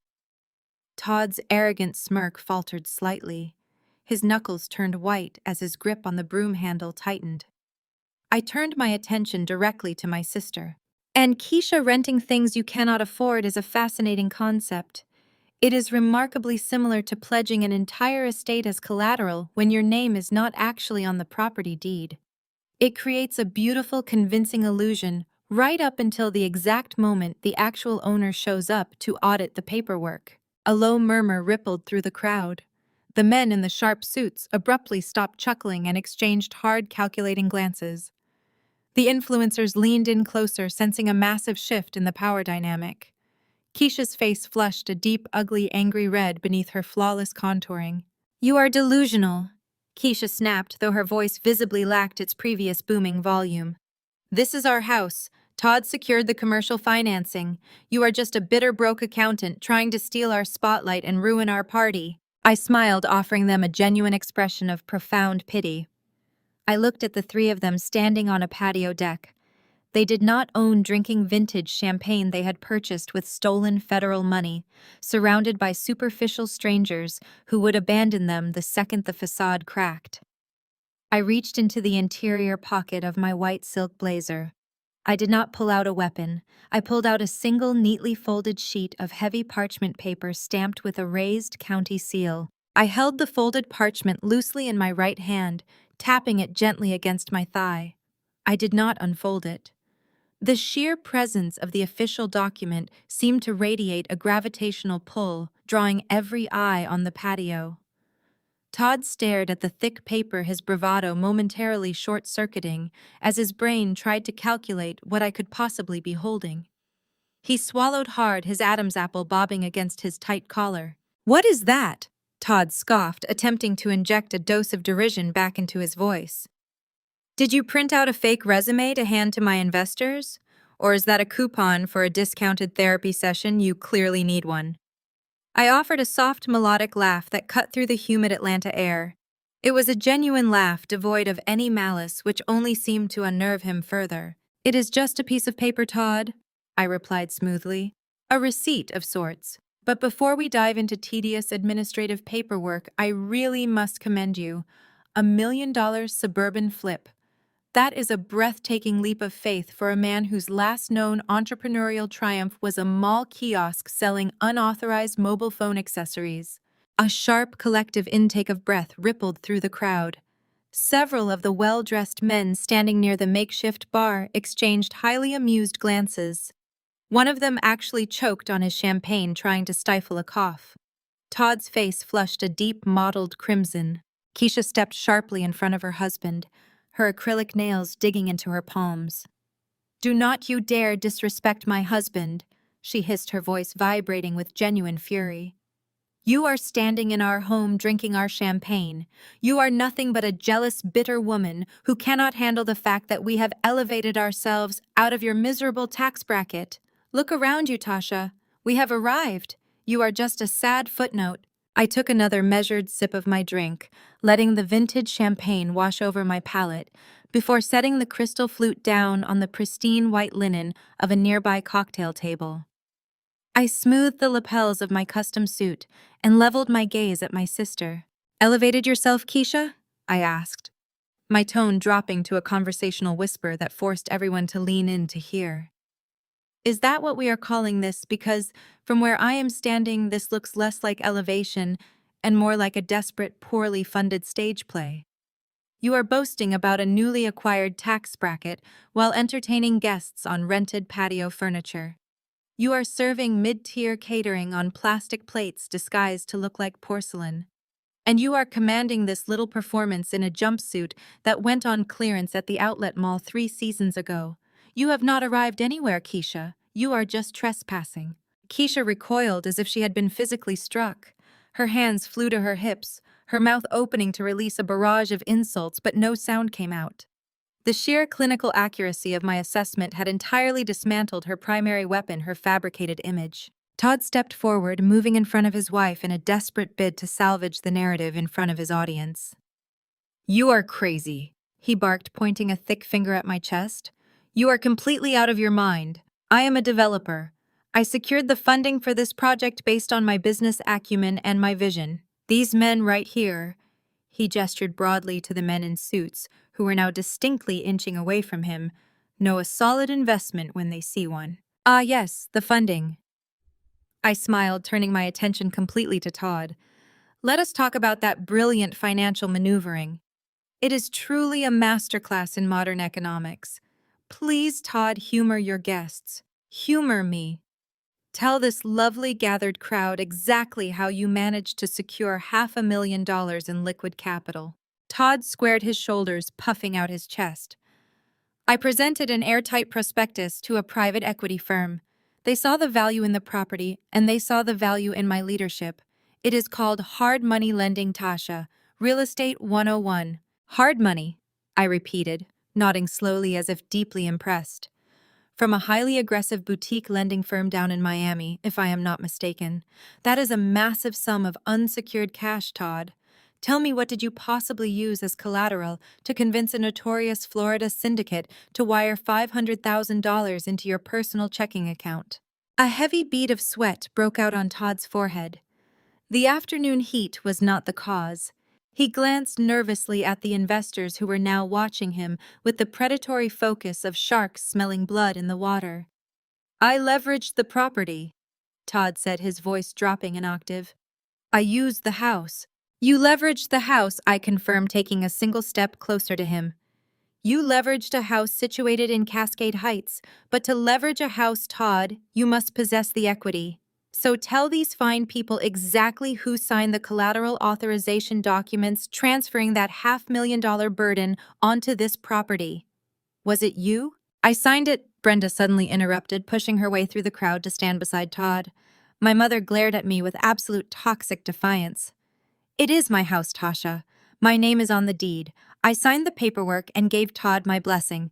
I trust my son-in-law implicitly. He is building generational wealth for this family, something you have never cared about. I looked at my mother, feeling the last remaining microscopic thread of familial loyalty snap and dissolve into dust. I did not feel sad. I felt entirely liberated. You signed it, Brenda, I stated clearly, ensuring my voice carried to the back of the yard. You personally applied your signature to the federal loan documents. Yes, I did, she snapped, crossing her arms. Fascinating, I replied, turning my gaze back to Todd. The sweat was now rolling freely down his temples, soaking into the collar of his shirt. Because the metadata attached to that digital signature proves the document was signed at 2 in the morning. And according to the forensic accounting audit I completed at dawn, that $500,000 construction loan did not go toward demolition. I took another step forward, closing the distance until I was looking directly up into Todd's panicked eyes. Tell the crowd, Todd. Tell them why a commercial construction loan was used to pay off $90,000 in illegal gambling debts to a shadow syndicate in Las Vegas within 10 minutes of the wire transfer hitting your account. Tell them why you drafted a cashier's check to a luxury auto dealership in Buckhead to purchase a Range Rover under your own name instead of buying lumber. Tell them why you are popping champagne today when your business accounts currently hold a balance of exactly $0.00. The silence on the patio was absolute. The DJ had stopped moving entirely. The caterers froze in place. The investors stared at Todd, their expressions transforming from amusement to cold, hard fury. Todd opened his mouth, but the lies had finally run out. He was drowning in front of a live audience, and he knew it. Todd's mouth opened and closed like a dying fish pulled fresh from the water. He was frantically searching the empty air for a lie massive enough to cover the crater I had just blown into his reality. But there was nothing left. The silence stretched heavy and suffocating, broken only by the hum of the idling catering vans on the street. I did not need to hear his excuses. My part in this particular conversation was over. With a slow, deliberate motion, I raised my left arm. The crisp white silk of my blazer sleeve slid back, revealing the heavy gold face of my Rolex. I checked the dial. It was exactly 2:15 in the afternoon, right on schedule. The heavy crunch of thick all-terrain tires aggressively tearing up the gravel driveway cut through the silence. It was not the hesitant, careful sound of another party guest arriving to drop their car with the valet. It was the synchronized roaring approach of high-performance engines. 3 massive matte black SUVs violently breached the perimeter of the property. They did not stop at the makeshift valet stand. They barreled straight past it, crushing the plastic signage and tearing deep, muddy trenches into Keisha's freshly laid landscaping sod. They slammed into a rigid, angled formation right at the base of the ruined concrete steps, blocking every conceivable exit path from the front lawn. Before the vehicles even came to a complete halt, the heavy doors flew open. A perfectly coordinated swarm of federal agents and county sheriff's deputies poured out onto the grass. The visual shock of the moment was absolute. They were wearing dark tactical gear, heavy utility belts, and navy blue windbreakers with the letters FBI emblazoned across the back in stark authoritative yellow. The lead agent, a tall, broad-shouldered man with a completely unreadable expression, held up a thick manila folder. He possessed a voice that did not need a microphone to command the entire property. Federal agents, he barked, his voice cracking like a whip over the terrified crowd. We are executing multiple federal search and seizure warrants for this property-associated business entities and the individuals Todd Miller and Keisha Miller. Nobody moves. Drop your phones and keep your hands where we can see them. The response from the crowd was instantaneous, absolute panic. The fragile illusion of high society sophistication completely disintegrated. The aspiring socialites and local influencers began shrieking, dropping their crystal champagne flutes onto the wooden deck, where they shattered into 1,000 glittering pieces. Several women tried to sprint toward the catering vans, their stilettos sinking into the mud, tearing the hems of their expensive dresses. But the most spectacular reaction came from the men in the sharp suits. The predatory hard money lenders Todd had been trying to impress took one look at the federal windbreakers and scattered like cockroaches exposed to the light. They did not care about the caviar or the champagne. They cared about federal indictments. Two of them actively shoved a waiter into a cocktail table to clear a path vaulting over a decorative hedge in a desperate, pathetic attempt to escape through the neighbor's backyard. Deputies intercepted them instantly, throwing them face first into the manicured shrubbery and snapping heavy zip ties around their wrists. I stood perfectly still in the center of the patio, my white suit entirely spotless amidst the flying debris and scrambling bodies. The chaos parted around me. I was the eye of the hurricane, completely untouched by the violent winds tearing the party apart. Todd did not run. He did not have the spinal capacity for it. He took one look at the heavily armed agents advancing up the wooden ramp, and his knees simply gave out. He collapsed onto the rough, splintered decking, the fabric of his trousers tearing on an exposed nail.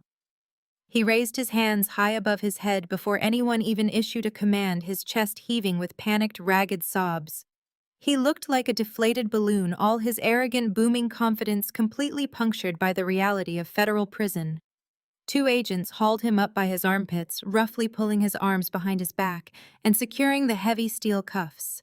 The distinct metallic click of the locking mechanism echoed loudly. Keisha's reaction was pure, unfiltered hysteria. She dropped her champagne glass and let out a piercing, guttural scream. She turned and tried to sprint back into the exposed framing of the house, perhaps believing she could hide in the gutted kitchen. A female FBI agent intercepted her, effortlessly grabbing her arm and spinning her around. Keisha lost her footing in her heels and tumbled into the drywall dust. Her counterfeit designer handbag spilled open, scattering cheap cosmetics and maxed-out credit cards across the dirty plywood floor.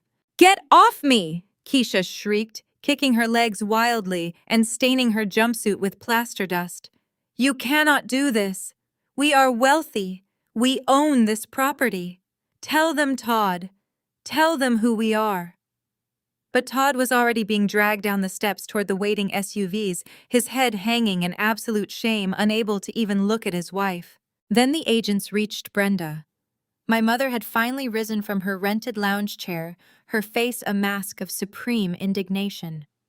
She pointed an accusing finger at the federal agents, completely failing to grasp the gravity of the situation. "Unhand my son-in-law right this instant," Brenda demanded, her voice shrill and commanding. "This is a terrible mistake. You are ruining a private celebration. I am the legal owner of this property, and I demand that you leave my land." The lead agent stopped and turned to look at Brenda. He glanced down at the clipboard in his hand, then back up to my mother. "You are Brenda Hayes?" he asked, his tone flat and procedural. "Yes, I am," she replied, lifting her chin with a defiant, aristocratic air. "And I will be calling my attorney the moment I have my phone." "That will be highly necessary, ma'am," the agent replied coldly.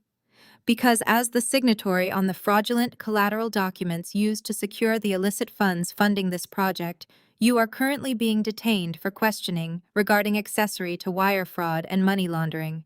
Put your hands behind your back." Brenda's defiant posture shattered. The blood rushed from her face, leaving her looking old, frail, and utterly terrified. "No!" she gasped, stumbling backward as a deputy stepped forward to secure her wrists. "No, Todd said it was just standard paperwork. I did not do anything wrong. I am innocent." As the deputy escorted my mother past me, her eyes locked onto mine. There was no superiority left in her gaze. There was only raw, desperate pleading. She was begging the daughter she had gleefully thrown into the street to somehow save her from the consequences of her own blinding greed. I did not smile. I did not gloat. I simply looked at her with the same cold, dismissive indifference she had shown me for 30 years. I turned away, lifting my champagne flute to take one final satisfying sip. An agent approached me, stepping carefully around the shattered glass. He glanced at my pristine white suit, a stark contrast to the dust and mud covering everyone else. "Tasha Hayes?" he asked respectfully. "Yes," I replied, lowering my glass. I reached into my jacket, pulled out the folded parchment document, proving my absolute ownership of the original estate, and handed it to him. "Everything you need is right here. The audit trails, the wire transfer receipts, and the proof of the forged deeds. The property is officially a federal crime scene, but the equity belongs to me." The agent nodded, tucking the document into his vest. "Thank you for your cooperation. We will take it from here." I turned and walked away from the patio, leaving Todd, Keisha, and Brenda to the federal authorities. The music was dead, the party was over, and the demolition was finally complete. As I navigated the muddy tire tracks left by the fleet of armored vehicles, the crisp afternoon air was suddenly filled with the harsh crackle of police radios and the frantic overlapping shouts of the remaining party guests being corralled by county deputies. I paused near the open door of my waiting town car, turning back to witness the final spectacular act of this pathetic suburban tragedy. The lead investigator, Agent Marcus, strode purposefully toward the line of black SUVs, where Todd was currently pinned against a reinforced steel door. Todd was weeping openly, his chest heaving, his designer shirt smeared with the dirt he had groveled in just moments before. Agent Marcus did not harbor a single ounce of sympathy. He stopped directly in front of my brother-in-law, his posture rigid and radiating absolute authority. His voice carried across the lawn, sharp and uncompromising, designed to cut through the wailing of the detained influencers and the chaotic hum of the raid. "Todd Harris, you are under arrest for federal wire fraud, money laundering, and forging collateral documents," Agent Marcus announced, reading from a laminated warrant sheet. "You have the right to remain silent, though judging by the paper trail we have already secured, silence will not save you." Todd turned a sickly, translucent shade of ghostly pale. The remaining color completely drained from his face, leaving him looking hollow and utterly terrified. The reality of the words seemed to physically strike him, buckling his knees once again. The deputies holding him had to haul him upright by his armpits. He thrashed weakly against their grip, his eyes darting around the ruined yard like a trapped animal searching for a non-existent exit. Then his desperate gaze landed on Brenda. My mother was standing a few feet away, her hands secured behind her back with heavy plastic zip ties, a deputy standing firmly at her shoulder. She was trembling, expensive mascara running down her cheeks in dark, ugly streaks. In that exact moment, the profound, unwavering loyalty Todd supposedly held for his wealthy mother-in-law vanished into thin air. Faced with the immediate prospect of decades in a federal penitentiary, the golden boy instantly reverted to a cornered coward. "It's her house!" Todd screamed, his voice pitching upward into a shrill, hysterical shriek. He thrust his cuffed hands toward Brenda as best he could, his face contorting with desperate malice. "She gave me the authorization. It was her equity. Arrest her. She knew exactly what we were doing. She funded the whole operation." The collective gasp from the remaining crowd was audible even over the wail of approaching sirens. Keisha, who had been sitting in the dirt near the patio steps, suddenly stopped crying. She stared at her husband in absolute paralyzed horror. The man she had paraded around as a real estate mogul, the man she had leveraged my destruction to marry, was now publicly offering her own mother to the federal government in a pathetic bid to save his own skin. Brenda's reaction was instantaneous and explosive. The shock of the betrayal snapped her out of her terrified stupor, igniting a fierce defensive rage. She strained against the deputy holding her, her face twisting into a mask of pure hatred directed entirely at the man she had called a genius just an hour prior. "You lying, manipulative sociopath!" Brenda shrieked hysterically, denying everything. Her voice echoed across the manicured lawns of the Cascade Heights neighborhood. "I trusted you. You told me it was a standard home improvement loan. You told me my signature was just a formality. I did not authorize any wire transfers to Las Vegas. I did not authorize $500,000 of debt. You tricked me. You tricked all of us. She turned wildly toward Agent Marcus, tears of panic and fury streaming down her face. You cannot arrest me. I am a respected member of this community. I attend the country club. I am a victim here. He took advantage of a grieving widow. He is a predator. Put him in jail and let me go right now. Agent Marcus simply stared at her with cold, calculating indifference. You signed federal loan documents pledging a property you did not legally own, Mrs. Hayes. The courts will determine your exact level of complicity, but right now you are going to the federal holding facility downtown. Read them their rights and load them up. The sheer indignity of the scene was staggering. Todd was sobbing loudly, begging the agents to look at his phone records, insisting Brenda was the mastermind behind the fraudulent collateral. Brenda was screaming obscenities at Todd, calling him a failure, a con artist, and a parasite. They were viciously tearing each other apart right on the front lawn, entirely willing to destroy whatever remained of their family unit if it meant shedding a single year off their impending prison sentences. Down the street, front doors were opening.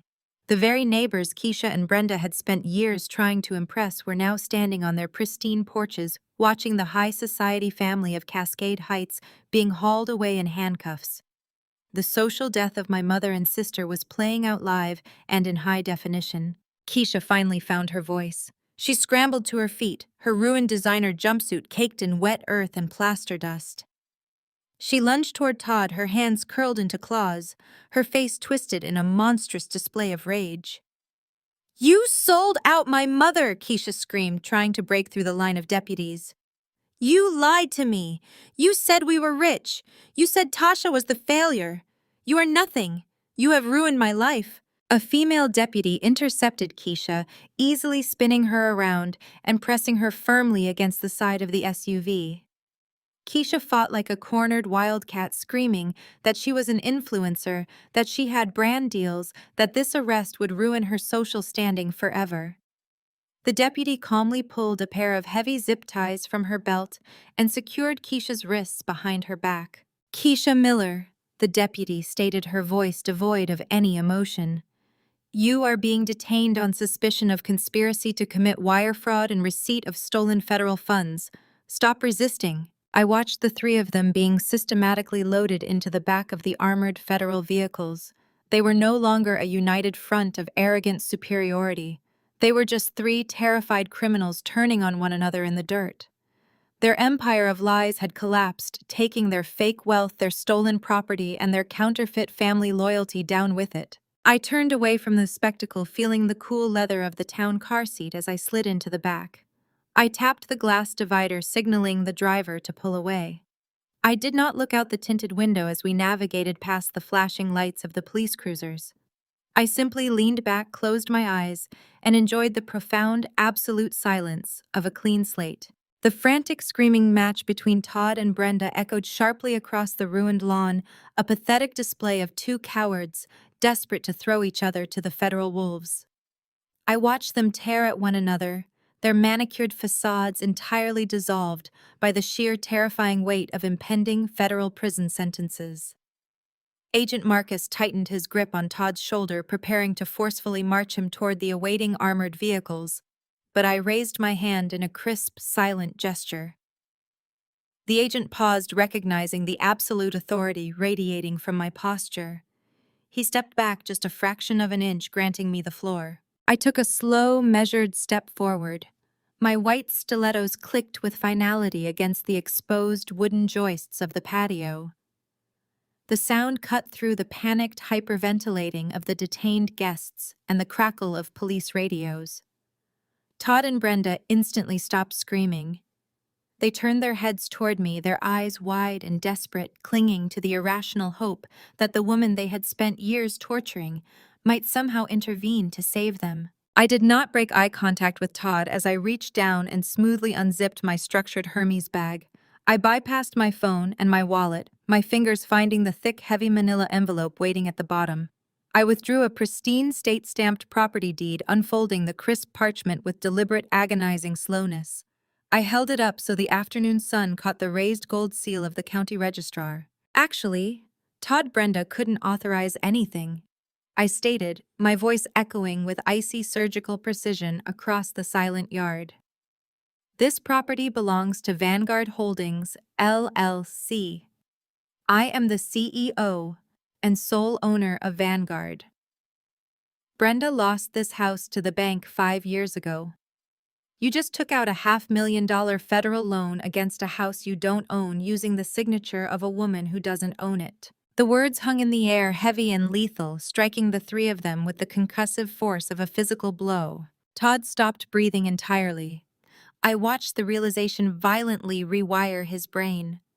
The arrogant swagger of a self-proclaimed real estate mogul completely short-circuited as the monumental scale of his stupidity crashed down upon him. He had not just borrowed money. He had committed textbook federal wire fraud, aggravated identity theft, and money laundering. He had presented falsified collateral to a ruthless lending syndicate backed by the worthless signature of a woman who possessed zero equity. He was looking at decades in a federal penitentiary, and there was absolutely no legal defense that could save him. His knees buckled a second time, and he hung entirely dead weight between the two federal deputies, a low animalistic whimper escaping his throat. Brenda stood paralyzed, her jaw slack, her eyes darting frantically around the yard. The horrific truth of her existence had just been broadcast to her entire social circle. 5 years ago, when she was drowning in insurmountable credit card debt to fund Keisha's lavish lifestyle, the bank had initiated foreclosure proceedings. To prevent my mother from ending up on the street, I had quietly purchased the distressed debt through my corporate entity, Vanguard Holdings. I allowed her to remain in the house, letting her pay me a modest monthly rent that she arrogantly paraded around to her country club friends as her mortgage. She had kept her bankruptcy a desperate, heavily guarded secret to maintain her matriarchal superiority. Now her wealthy neighbors were standing on their porches listening as I stripped away her fake aristocratic identity.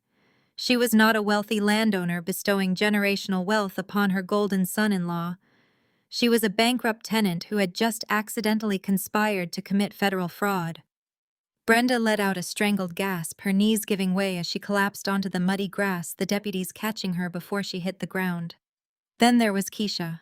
My sister remained pressed against the side of the black SUV, her hands zip-tied behind her back, her face streaked with tears and plaster dust. Her entire reality was unraveling in real time. The designer clothes, the luxury cars, the endless bragging about her superior lifestyle had all been financed by fraud and built on a foundation of my secret silent charity. The sister she had mocked for being a frumpy, broke single mother was actually her landlord. The woman she had just offered $15 an hour to sweep the patio was the sole owner of the ground she was currently standing on. Keisha let out a hollow, shattered sob, her head dropping against the tinted glass of the federal vehicle. She had absolutely nothing left. No money, no status, no home, and a husband headed straight to federal lockup. Agent Marcus stepped forward, his eyes briefly scanning the certified property deed in my hand. He gave a sharp, impressed nod, fully comprehending the flawless trap Todd had blindly walked into. He signaled to the surrounding deputies. "Load them up," Agent Marcus commanded. The deputies moved with swift, unyielding efficiency. Todd was shoved into the back of the first SUV, his head pushed down to clear the doorframe, his pathetic weeping muffled as the heavy door slammed shut. Brenda was escorted to the second vehicle, her head hanging in absolute disgrace, her country club facade permanently destroyed. Keisha was loaded into the third, her flashy clearance rack jumpsuit blending into the shadows of the armored interior. The engines roared to life, a deep mechanical growl that vibrated through the soles of my shoes. One by one, the black SUVs pulled away from the ruined patio, their tires spitting gravel as they navigated the long driveway and turned onto the main street, disappearing from view. I stood alone on the patio, the crisp afternoon breeze sweeping away the lingering smell of Todd's cheap cigar smoke. The yard was a disaster zone of exposed drywall, scattered nails, and shattered champagne flutes. But as I looked at the broken foundation of the house, I felt an overwhelming sense of peace. The toxic infection that had plagued my life for decades had finally been excised. I turned around my white silk suit perfectly immaculate and walked slowly toward my waiting town car, ready to build something entirely new. Before my hand could even touch the polished chrome door handle of my waiting town car, the sharp, grinding screech of heavy air brakes shattered the momentary peace. The convoy of federal SUVs had barely rolled 20 yards down the gravel driveway when they were forced to a sudden, violently jerky halt. Their exit to the main street was completely obstructed. A massive industrial flatbed tow truck adorned with the aggressive yellow and black logo of a high-priority commercial repossession firm had parked horizontally across the entrance. Its amber lights rotated brightly, casting harsh orange shadows across the manicured lawns of Cascade Heights. The delay caused the doors of the tactical vehicles to pop open as agents stepped out to assess the blockage. This momentary pause was all the opening Keisha needed. From the back of the third SUV, she launched herself against the reinforced doorframe, fighting wildly against the federal deputy securing her. Her face was a mask of absolute unhinged desperation. "You are lying!" Keisha shrieked, her voice tearing through the humid afternoon air and echoing off the neighboring multi-million-dollar homes. The plaster dust from her fall was now caked with sweat and ruined makeup, turning her clearance rack jumpsuit into a muddy, pathetic rag. "You do not own Vanguard Holdings. You are a broke, miserable, low-level accountant. You could not afford to buy the dirt under this house. Where did you get the money, Tasha? Who are you sleeping with to fake these documents? Tell them you are lying." I paused, letting my hand drop away from the car door. I turned back to face her, letting a smile of pure, unadulterated ice form on my lips.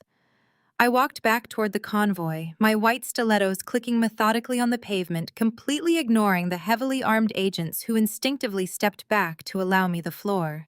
"I am an accountant, Keisha," I stated, my voice projecting clearly for the entire audience of detained influencers and neighborhood spectators to hear. "I am a forensic accountant and a private wealth manager.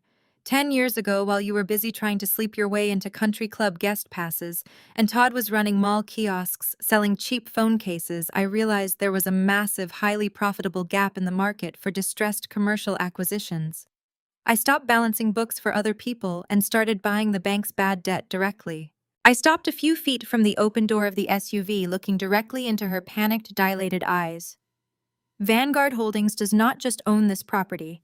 Vanguard manages a portfolio of over $40 million in commercial and residential real estate assets across the eastern seaboard. I built an empire in absolute silence while you desperately tried to fake one out loud. My personal net worth surpassed $15 million 3 years ago. Ironically, that was right around the exact same time you and Brenda were taking out predatory payday loans just to keep up appearances at your neighborhood association meetings." Keisha shook her head violently, refusing to accept the reality that had just annihilated her entire worldview. "No," she gasped, spittle flying from her lips as she strained against the zip ties. "No, you are nothing. Todd has $500,000. We have the money. We will hire the best lawyers in Atlanta. We will destroy you." "Todd has absolutely nothing," I corrected her smoothly, raising my hand to point toward the repossession truck that had just backed its heavy rear axles onto the lawn. "And neither do you." The burly tow truck driver jumped out of his cab holding a thick laminated clipboard. He did not look at the federal agents, the flashing police lights, or the crying women. He walked purposefully across the ruined sod, marching straight toward the gleaming, brand-new white Range Rover Todd had parked conspicuously on the front grass. The driver dropped to his knees, efficiently looping thick steel chains around the luxury SUV's front axle. "What is he doing?" Keisha screamed, her eyes bulging, as the hydraulic winch on the tow truck whirred to life with a deafening grind. "That is my car. Todd bought that for me for our anniversary today. Tell him to stop touching my property." "Todd bought that car yesterday morning," I replied, watching the steel cables pull taut. "He purchased it using a cashier's check drafted directly from the commercial construction loan he fraudulently obtained. Did you honestly think a hard money lending syndicate out of Miami was going to let you keep the spoils of a federal crime?" The exact moment my attorneys alerted their fraud department to the forged property deed, they initiated an immediate aggressive clawback protocol. I took a single step closer so she could hear every syllable of her destruction over the sound of the winch. The remaining balance of the $500,000 was completely frozen by the federal government at exactly 8 o'clock this morning. Your business accounts are locked. Your personal accounts are seized. Your credit cards have been canceled by the issuing banks. You have absolutely zero liquid capital, Keisha. You are destitute, you are homeless, and you are currently sitting in the back of a federal vehicle facing a mandatory minimum sentence for wire fraud and conspiracy. The Range Rover groaned loudly as its front wheels were violently yanked off the grass and pulled up the steep, angled incline of the flatbed truck. The luxury vehicle, the ultimate shining symbol of Keisha's fabricated superiority and fake wealth, was being hauled away like common garbage. From the first SUV, I could hear Todd wailing loudly as he watched his prize purchase ascend the ramp. The realization finally brutally hit her. It hit her like a freight train loaded with lead. The shrill, arrogant shrieking stopped instantly. The fight completely drained from her body, leaving her hollow and entirely limp. Her shoulders slumped forward, her chin dropped to her chest, and she let out a long, agonizing wail that carried no words, only the raw, guttural sound of a woman whose entire existence had been vaporized in a matter of minutes. I looked past her to the patio. The crowd of local influencers, fake socialites, and aspiring reality stars had not looked away out of respect. They had not bowed their heads in sympathetic silence. Instead, every single one of them had their smartphones raised high in the air. The recording lights were blinking bright red across the deck. They were capturing every second of Keisha's spectacular meltdown, live streaming her humiliation, her sudden poverty, and her federal arrest to the very audience she had spent her entire life trying to impress. Her downfall was already viral, and her fake friends were eagerly capitalizing on her demise for their own engagement metrics. I gave my sister one final dismissive nod. There was absolutely nothing left to say. I turned my back on the smoking wreckage of their lives, walked back to my town car, and slid into the quiet, air-conditioned luxury of the leather back seat. The driver put the car in gear, smoothly navigating onto the street and leaving the chaos far behind me in the rearview mirror. Before my driver could accelerate past the chaotic perimeter of the property, a massive federal transport vehicle aggressively blocked the end of the gravel driveway, forcing our town car to an abrupt halt. Through the tinted glass, I had a front-row seat to the final pathetic procession of the empire they tried to build on my back. Todd was not walking. He was being physically dragged. His expensive loafers dug deep trenches through the muddy grass as two federal agents hauled his dead weight toward the open doors of the armored van. The heavy steel handcuffs bit deep into his wrists. He was weeping openly, a high, reedy sound of absolute despair. The arrogant, booming developer who had tried to hand me a broom just minutes prior was now nothing more than a broken, terrified criminal. He was shoved unceremoniously into the dark interior of the transport, the heavy door slamming shut with a booming finality that echoed across the lawn. My attention shifted as a sudden blur of motion erupted near the edge of the driveway. Brenda had managed to slip away from the distracted deputy escorting her. She did not run toward the street to escape. She ran directly toward my idling car. She hit the edge of the driveway and her knees completely gave out. Brenda collapsed into the thick, wet mud, the filthy water instantly soaking through her expensive linen trousers. Her immaculate blowout was ruined, plastered to her sweating forehead. She crawled the last 2 feet, her zip-tied hands useless behind her back, her face twisting into a grotesque mask of absolute panic. I pressed the silver button on the door console. The tinted window glided silently downward, exposing me to the humid air and the raw, unfiltered desperation of the woman who had birthed me. Brenda looked up, her eyes bloodshot and completely wild. The aristocratic superiority she had worn like a crown for 3 decades was gone, replaced by the sheer, unadulterated terror of a woman facing the utter destruction of her life. "Please," Brenda sobbed, the mud smearing across her cheek as she strained upward. "Please, Tasha. We are blood. You cannot do this to your family. I looked down at her. I searched my heart, my soul, my very core for a single microscopic ounce of pity.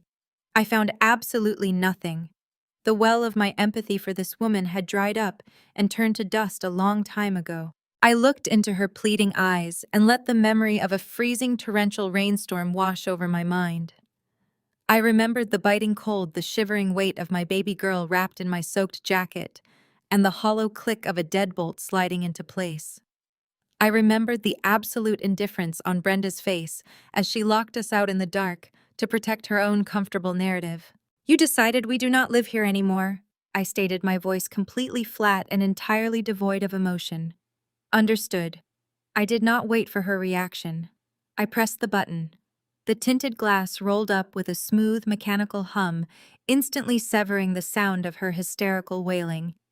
I turned my back to the window, shifting my gaze away from the mud and the flashing lights, and looked toward the opposite side of the spacious leather back seat. Zuri was sitting there, buckled safely into her booster seat. She was wearing a pristine yellow sundress, her tablet resting in her lap, oblivious to the federal raid happening just outside the soundproofed doors of our car.